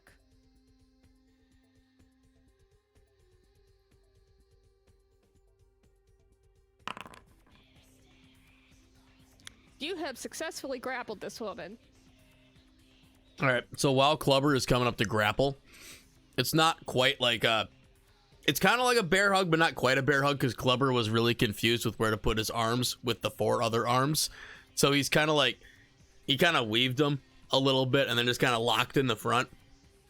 And then he just would like to very so gently whisper in her ear, "We didn't want to fight. We only wanted to take these people away from you." She just hisses at you. I do not speak the snake. The snake. I only am proficient in speaking rabbit. All right, is that it for your turn? That is it. That takes us Incredible. to Naomi.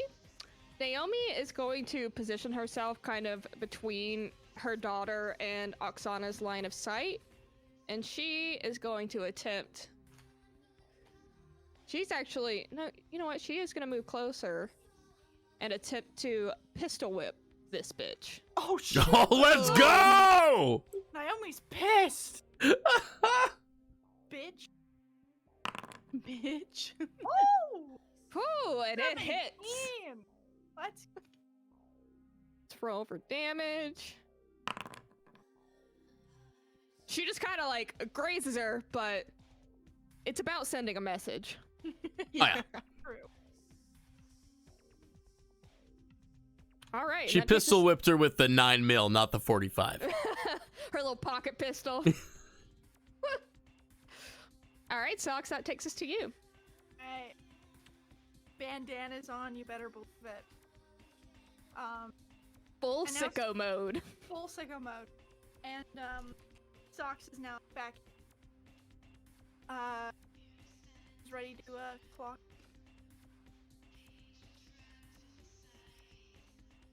You're muted, by the way. What? Well, you were just quiet. can hear you think, on now. my No, end. I'm not. Yeah, you were just really quiet.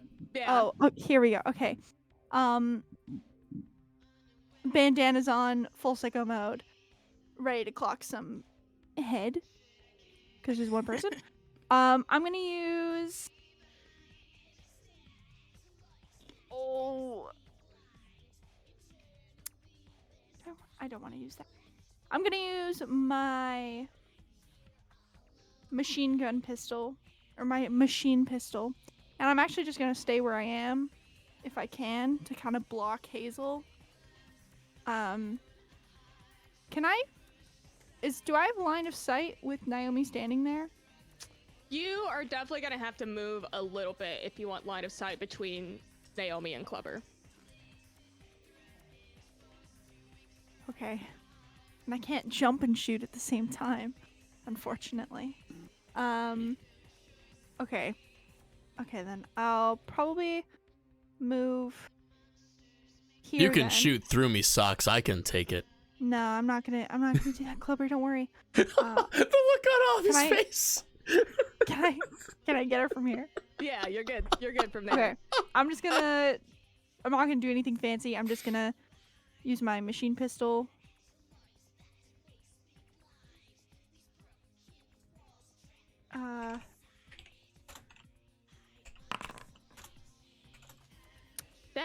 Does not hit.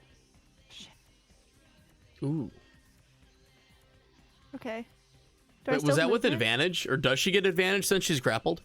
No, because she is grappled, the only thing that happens is that her movement speed is reduced to 0. She cannot move, she cannot break free of your grapple, or really attack until she either breaks free or you stop grappling. Okie dokie. Okay. Do I still have movement? Let's see here. You have like what, like 35 feet of movement? I do. Oh yeah, this room is like 20 by 20, so you're Oh, okay. like chilling. Great. I'm gonna move back over by Hazel then, because I'm like, just protect the child. Just to protect the child, even though she's probably not a child anymore. But I'm still like, protective socks must protect. And I'm just gonna look at my gun like, why did I miss? And like see if I can like see what's wrong with it, because I'm convinced that I didn't miss because I'm bad. I missed because the gun messed up. Yeah, Hazel is That's it. 17. She's a capable 17-year-old, but she is 17. I still protect. She That built brings- trap. That brings us back to you, Kirara.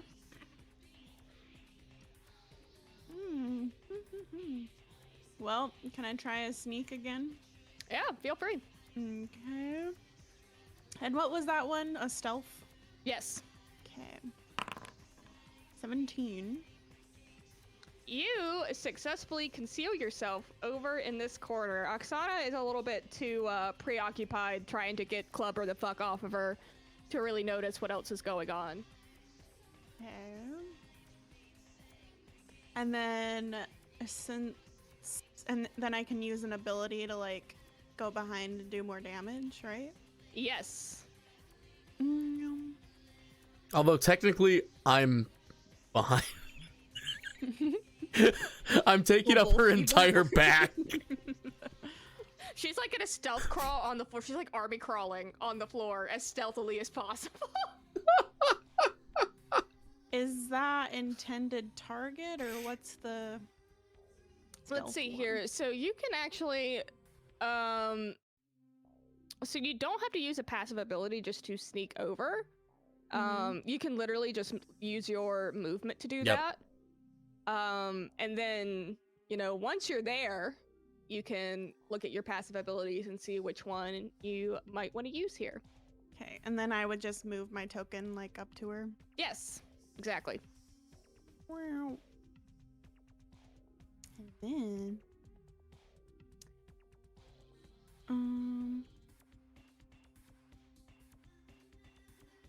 if you hit on tag, you get advantage. So a lot of these passive abilities are actually going to kick in just by you attacking. So No, just by attacking. Okay. So Leet will kick in just by you attacking. An intended target will kick in just by attacking. And then I could just use my bayonet fighting knife. Yes, exactly. Right. Attack and normal. With advantage, because you were Oh. stealthed. 26. Holy shit. All right. So that's a crit. So you are gonna roll damage twice. Do I do a critical hit or normal? Yes. Oh, okay. Critical hit. 13. 13. Oksana actually screams. That did not feel good. Oh yeah. And then I do one more. Or Do you have a multi-attack? I don't know. I don't think you do yet. I thought you said, do I roll twice or something? Or that's the only reason why? It I asked. auto calculated Oh, it the does critical it. Okay. damage. Yeah. Got So it. crit basically means you get to roll twice, but it does all Yep. that for you. Cool. All right, and she will now have disadvantage if she tries to attack you until the beginning of your next turn. Sweet. And let's see here. You also, oh, hang on. You'll want to look at your Deadpool ability because you rolled. Let's see. Rolled the maximum value of a damage die. Okay. I thought that was an attack die, not a damage die. So we Okay. don't add anything to our dead pool yet. But we'll keep an eye on that. Okay. All right, that takes us over to Hazel, who is still building a trap, so she is big chillin'. And that brings us back to Oksana, who is going to attempt to escape this grapple. So we're gonna roll opposing strength checks. Bet.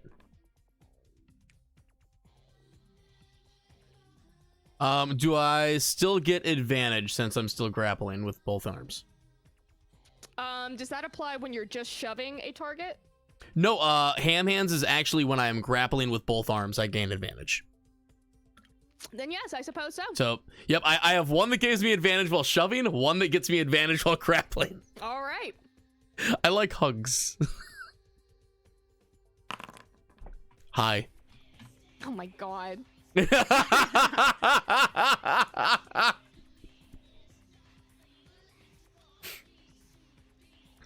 Hang on, I'm refreshing myself real quick on the rules for being grappled before I take her turn. As long as...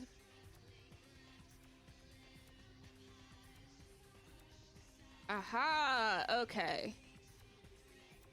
Ooh. We just had a eureka moment. So, for ham hands, is she grappled or is she restrained? She is. Let me see here. Let me go down to it. She is grappled. Okay. So she can attack while grappled, she cannot attack while restrained. Or she attacks with disadvantage while restrained. So she is going to attempt to fuck you up. Okay. Does a 13 hit? No. Alright, well she's gonna use a multi-attack and try that again. Does a 21 hit? Define hit. Does it hit? Yeah, that hits. Okay. You had me worried there for a second. I was like, what? You're like, wait a minute, you're level 3. There's no way. Oh god, my balance. Alright, so that is gonna do all of 1 damage. And I need you to roll me a Constitution check. Constitution check. You rolled advantage because you were so betcha. nice to that busker.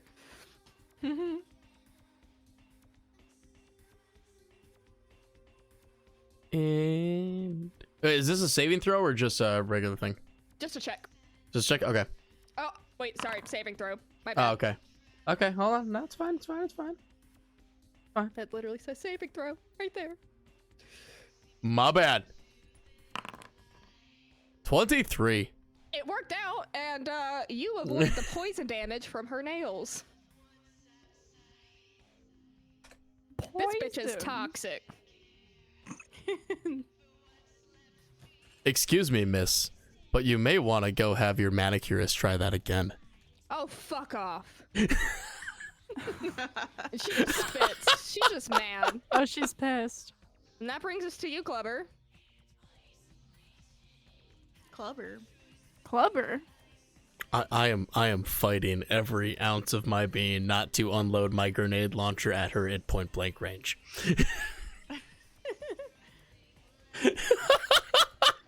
Only because we're in a very small room. And it does have a radius. I'm like right behind her. Screw it. I would like to punch her. All right. And where is it? There it is.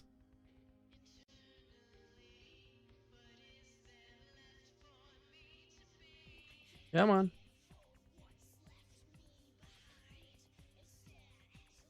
Oh gosh, how do I get my weapon out again? Time to groove. I love this song. I'm clicking on. Oh no, that's right. I need to click on the actual icon, not the name. Why is it not going? Oh, there we go. Went twice. Popped up in Okay. chat. Yeah. There we go. Pop in chat. Okay, there we go. Attack. A 12. Does not hit. All right, Klubbr's gonna look a little sad right now. Cosmo's gonna like sense your change in an emotional state and be like, "But you grappled her though," and he's gonna clap with his little hands. He makes no noise, but he's just like trying to. The little cheerleader. I am gonna give Cosmo a thumbs up with my eyebrow.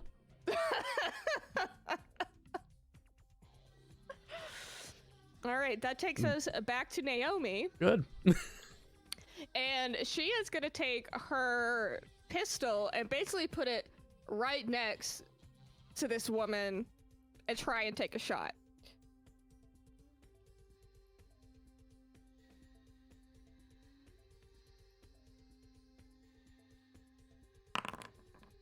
Oh, and she hits. Ooh, Oh, there man. we go.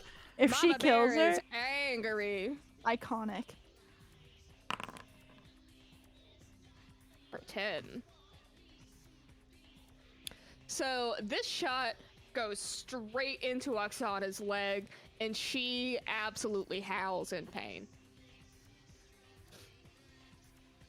And that brings us to you, Socks. Okay, great. Question. Yes. Those are on the upper right. Those are the coffins, yes? Yes. Okay. Can I climb on them? I'll say yes. You can. Okay, great. I'm gonna do that. And I'm gonna go right there. And I'm going to use not that.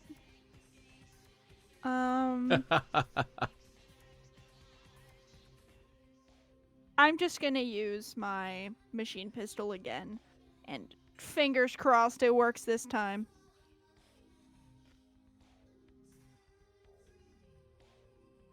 I believe in you, Socks.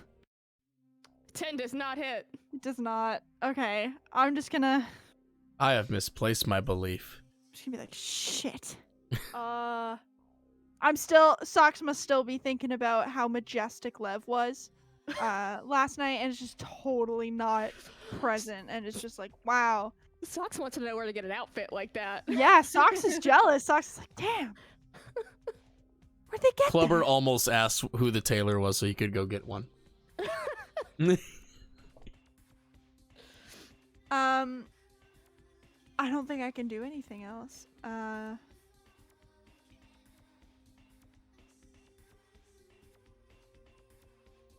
Yeah, I can't. So I guess that's the end of my turn. All right. We're back to you, Kirara. All right, I'm gonna attempt to crit again Okay. with my knife, and then I just do attack and normal, right? Yes. You are no longer stealth because you hit her. Oh yeah, that's true. She do know where you are now. You definitely made a statement. Yep. A 9 does not hit. Damn. And that's all I can do, right? Because it just didn't hit. If you would like to use your movement to move away and attempt to Yeah. sneak again, you can do that.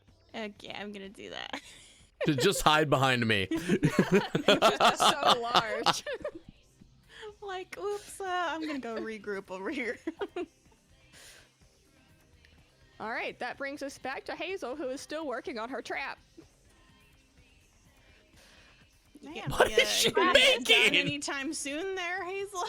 It takes her a full minute to make it, which is like 6 rounds of combat. So, Oh, wow.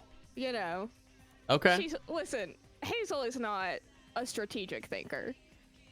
She has one skill, and it's traps. No, it's better than nothing. It is better than not. It's better than being totally defenseless. Yeah. That's true. All right, that It's brings us better back- than not being able to punch someone in the face. that brings us back to Oksana, who is once again gonna lash out with her claws.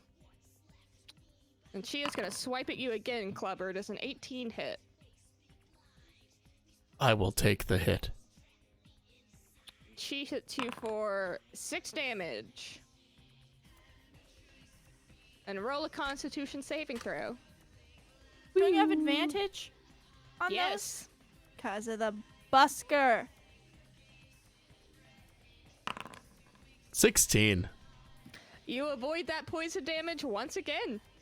Are you sure you don't walk to talk to your manicurist? She's furious. She's actually like red in the face, and her like perfectly coiffed hair is starting to fall out of place. I didn't know that this was supposed to be a tickle fight. Might want to see her hairstylist too.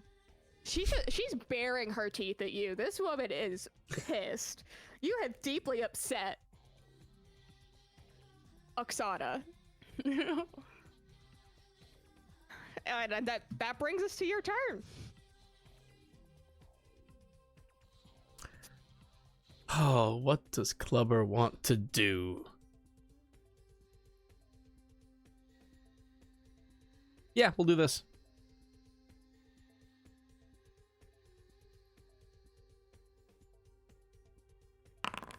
$17. That hits. Yay. And 4 damage. Por favor. She goes, "You're right. This is a tickle fight." Ooh. I am excited. Klubbr's burn was better. Kiara, no one has used fire yet. I can bring in the pillows. Pillow fight. Just hit her with my ears. I don't have an ability that lets me do that, though. All right, that is my turn. All right. That brings us to Naomi, who is going to attempt to take another point-blank shot.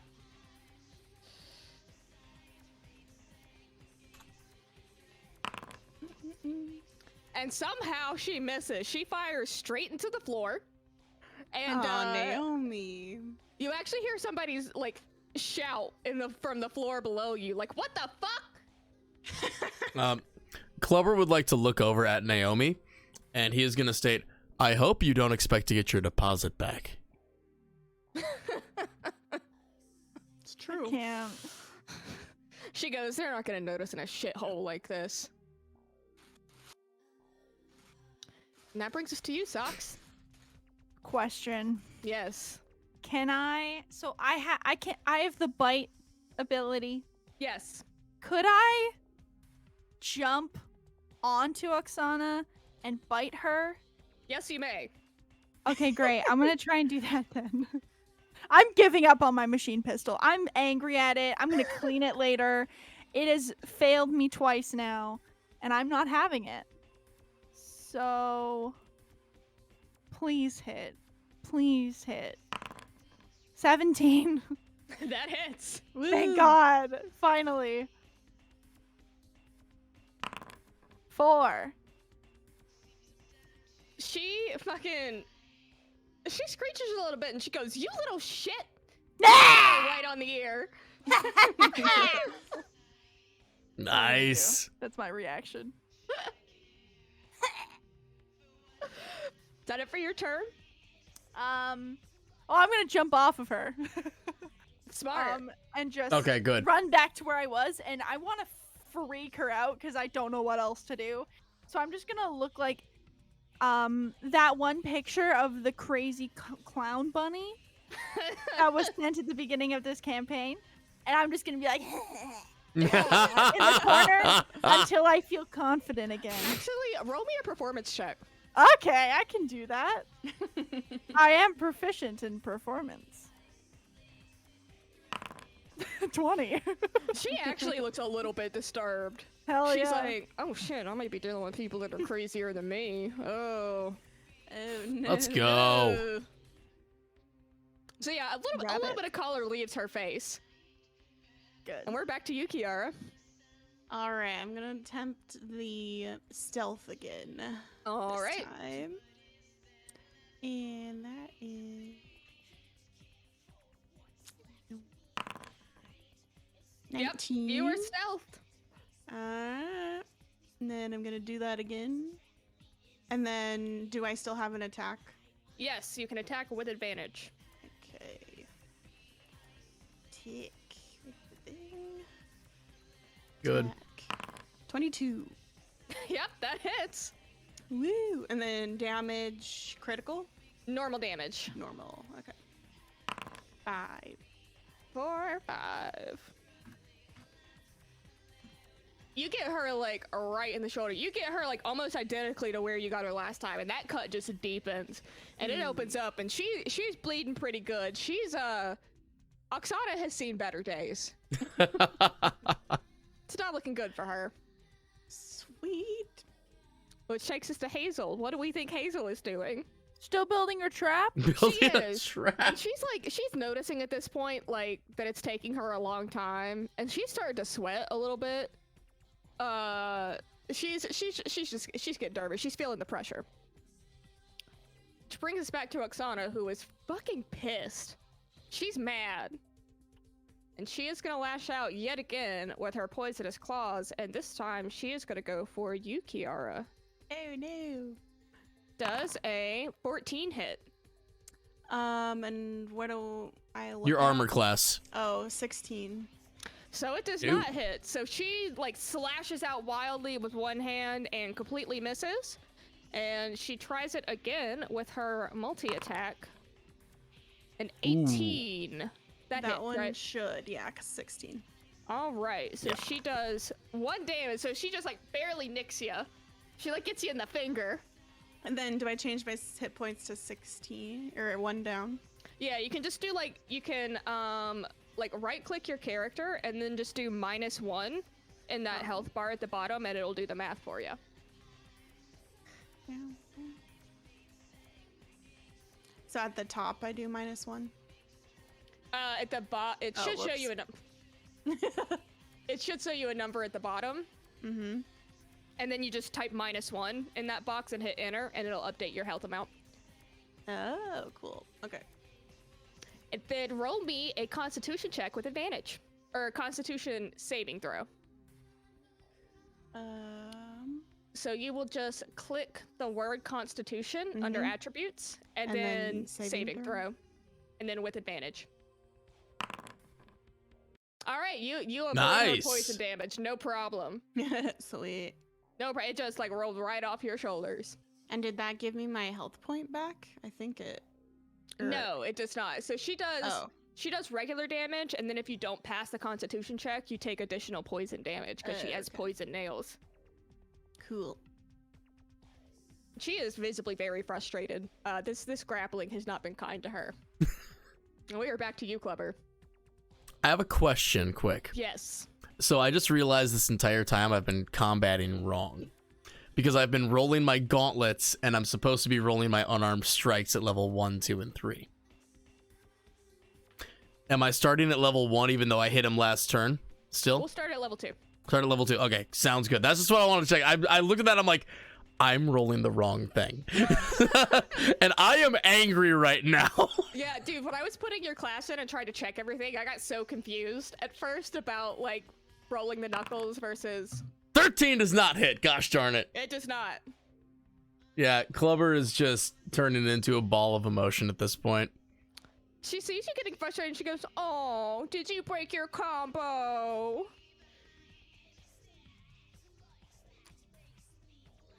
Oh, Klubbr gonna kill someone. All right. That takes us to Naomi, who is a little bit afraid to do another shot, so she's just gonna try to pistol whip her. Pistol whip. Oh, and she just barely doesn't make it. Oof. She like strikes her pistol off the side of the coffin. She just sort of miscalculated. She's nervous. She is a little bit nervous. She's actually kind of worried That's about okay. the people below her. She's like afraid she shot somebody unintentionally. And that takes us to you, Sax.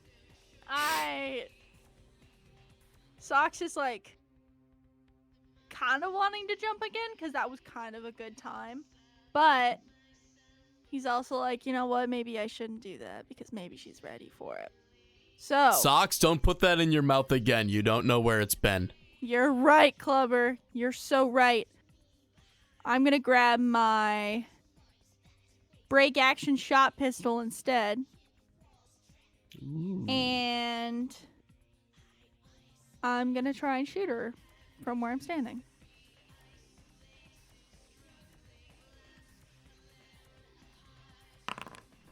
Oh, that hits and that crits, baby. Let's go! Let's fucking go. Okay.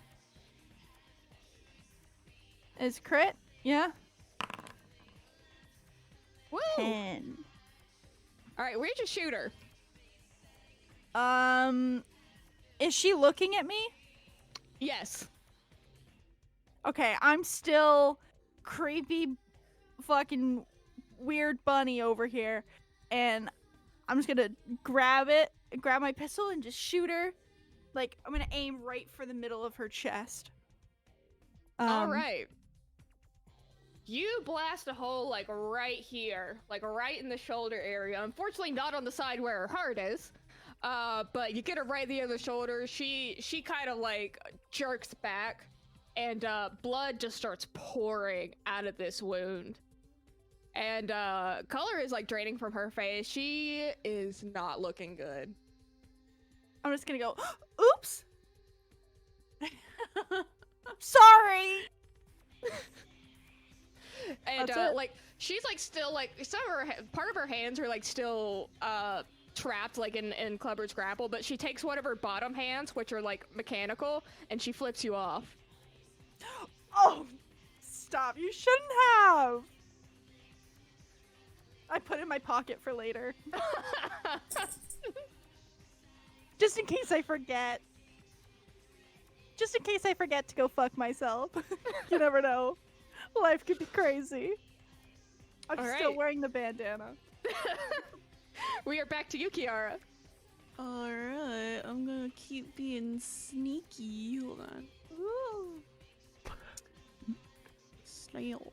Sneaky, sneaky. Sneaky, sneaky. 22. Yep. Alright. She is too busy looking at Socks and trying to antagonize him to give a shit what you're doing. And then I do advantage because I sneaked successfully. Yes. Okay. 22. Yeah, that hits.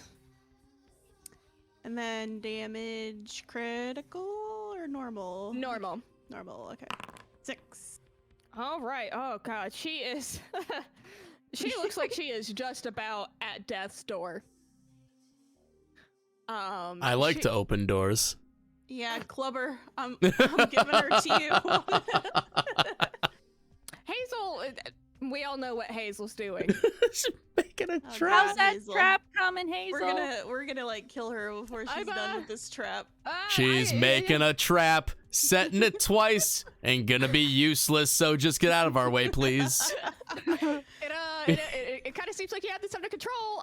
But you know, I'll be here. Keep Right. trapping. That brings us back to Oksana, who is getting increasingly more desperate. I swear, if she gets the killing blow. She is just gonna swing wildly at Klubbr. Does a 16 hit? No. And she is gonna scream because she misses that first one, and she's gonna attempt her second multi-attack. Does a 20 hit? I'm just gonna look her dead in the eye and say, "It's about time." Hit me. Yes, it hit. For 2 damage, and roll me that Constitution saving throw. All right. The song kind of hits. Right? It's so good. Constitution Having a saving great time over here. throw. With advantage, 9. All right, so you do not miss out on the poison that time, and you feel this searing, burning sensation in the claw marks that she left on your arm, and you take an additional 3 poison damage. And Did now you it's your lace those turn. with Icy Hot? Is Icy Something Hot like that. canon? There might still be Alright. like old Icy Hot ads in like the ruins of Terra Prime. Oh. There probably is. There probably is. Heat but cold. All right. Klubbr will go to attack and punch his opponent. A 12 does not hit. It does not. Yeah, I'm good. Poor Klubbr.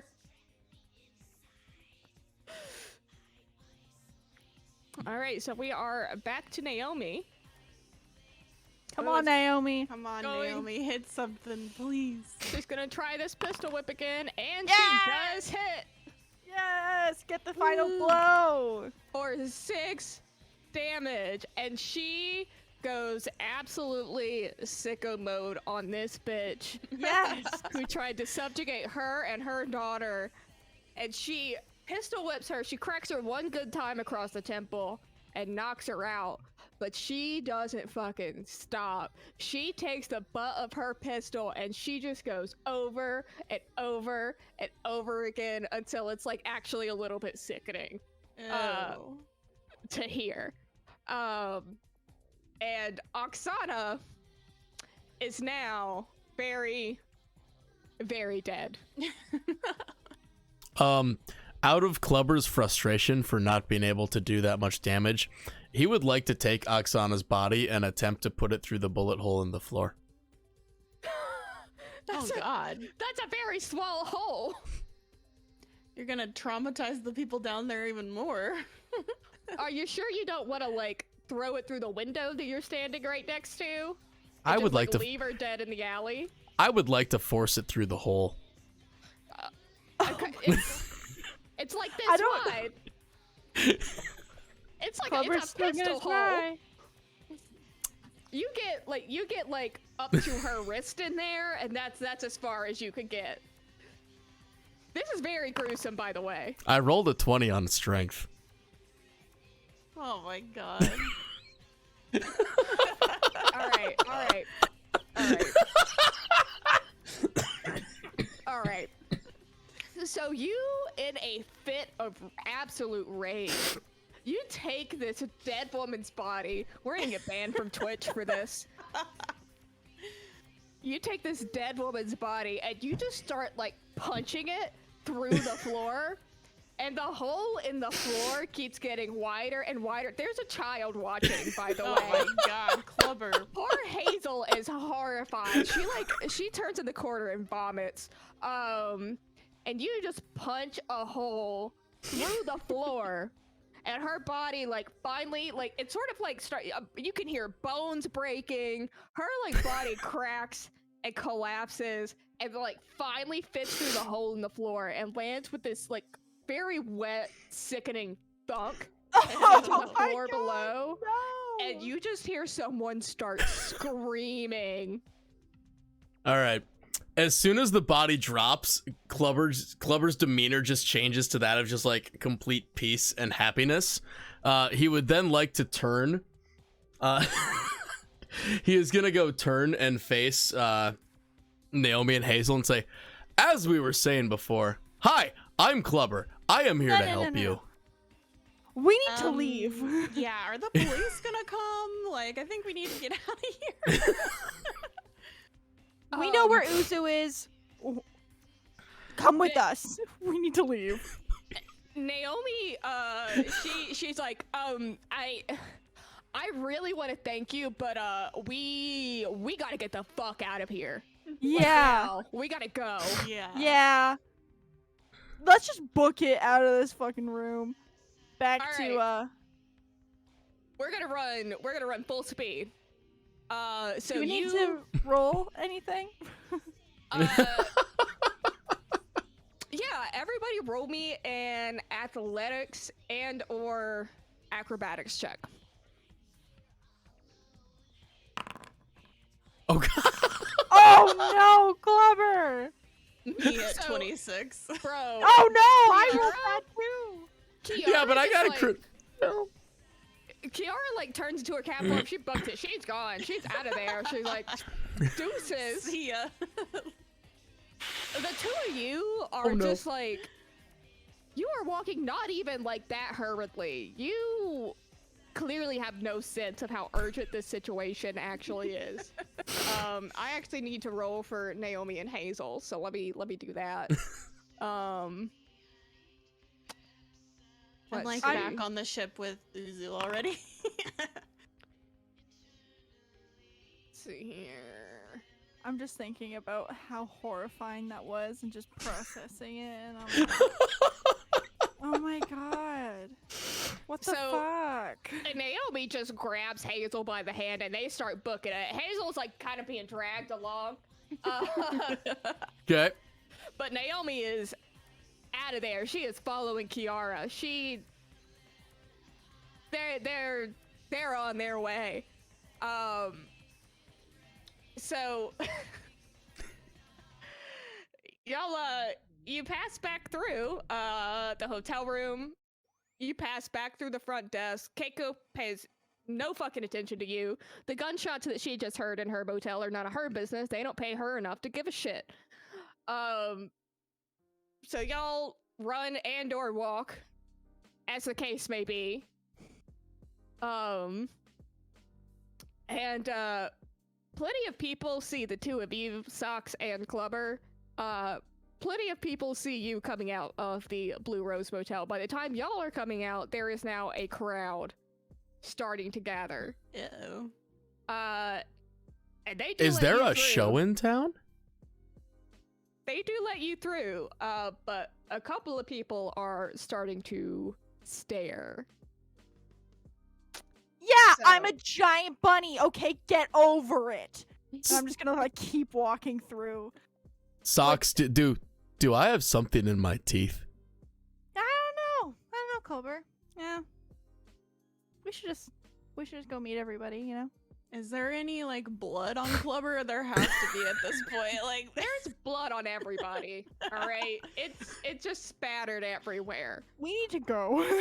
yeah. Keep walking. Klubbr Keep has walking. blood going like up to his shoulder. Okay, he is extremely conspicuous right now. Fortunately for you, this is Endline Station. It is a relatively lawless place. But people are gonna know that you committed a fucking crime here today. Don't fucking So- test me. So, you make it back. You make it back to the Kodiak, where you reconvene with Kiara and Naomi and a deeply, deeply forever traumatized Hazel. And Uzu, we found your friends. and because we went 40 minutes over time, that is where we're gonna end for the day. Woo. Oh my gosh. That was good. So unexpected. I can't believe you fucking did that. I cannot Just- believe. You I just was- couldn't leave it Okay, alone. never mind. I wasn't. Klubbr was very upset You were that in he character. didn't get to do much. You held her still the entire time. I don't think you so the thing about Oksana is that she's able to disengage and dodge and move very freely, which makes her a very difficult target to pin down. Is that why she was alone? And then I did that to her. Had you not grappled her, you would have had a much harder time.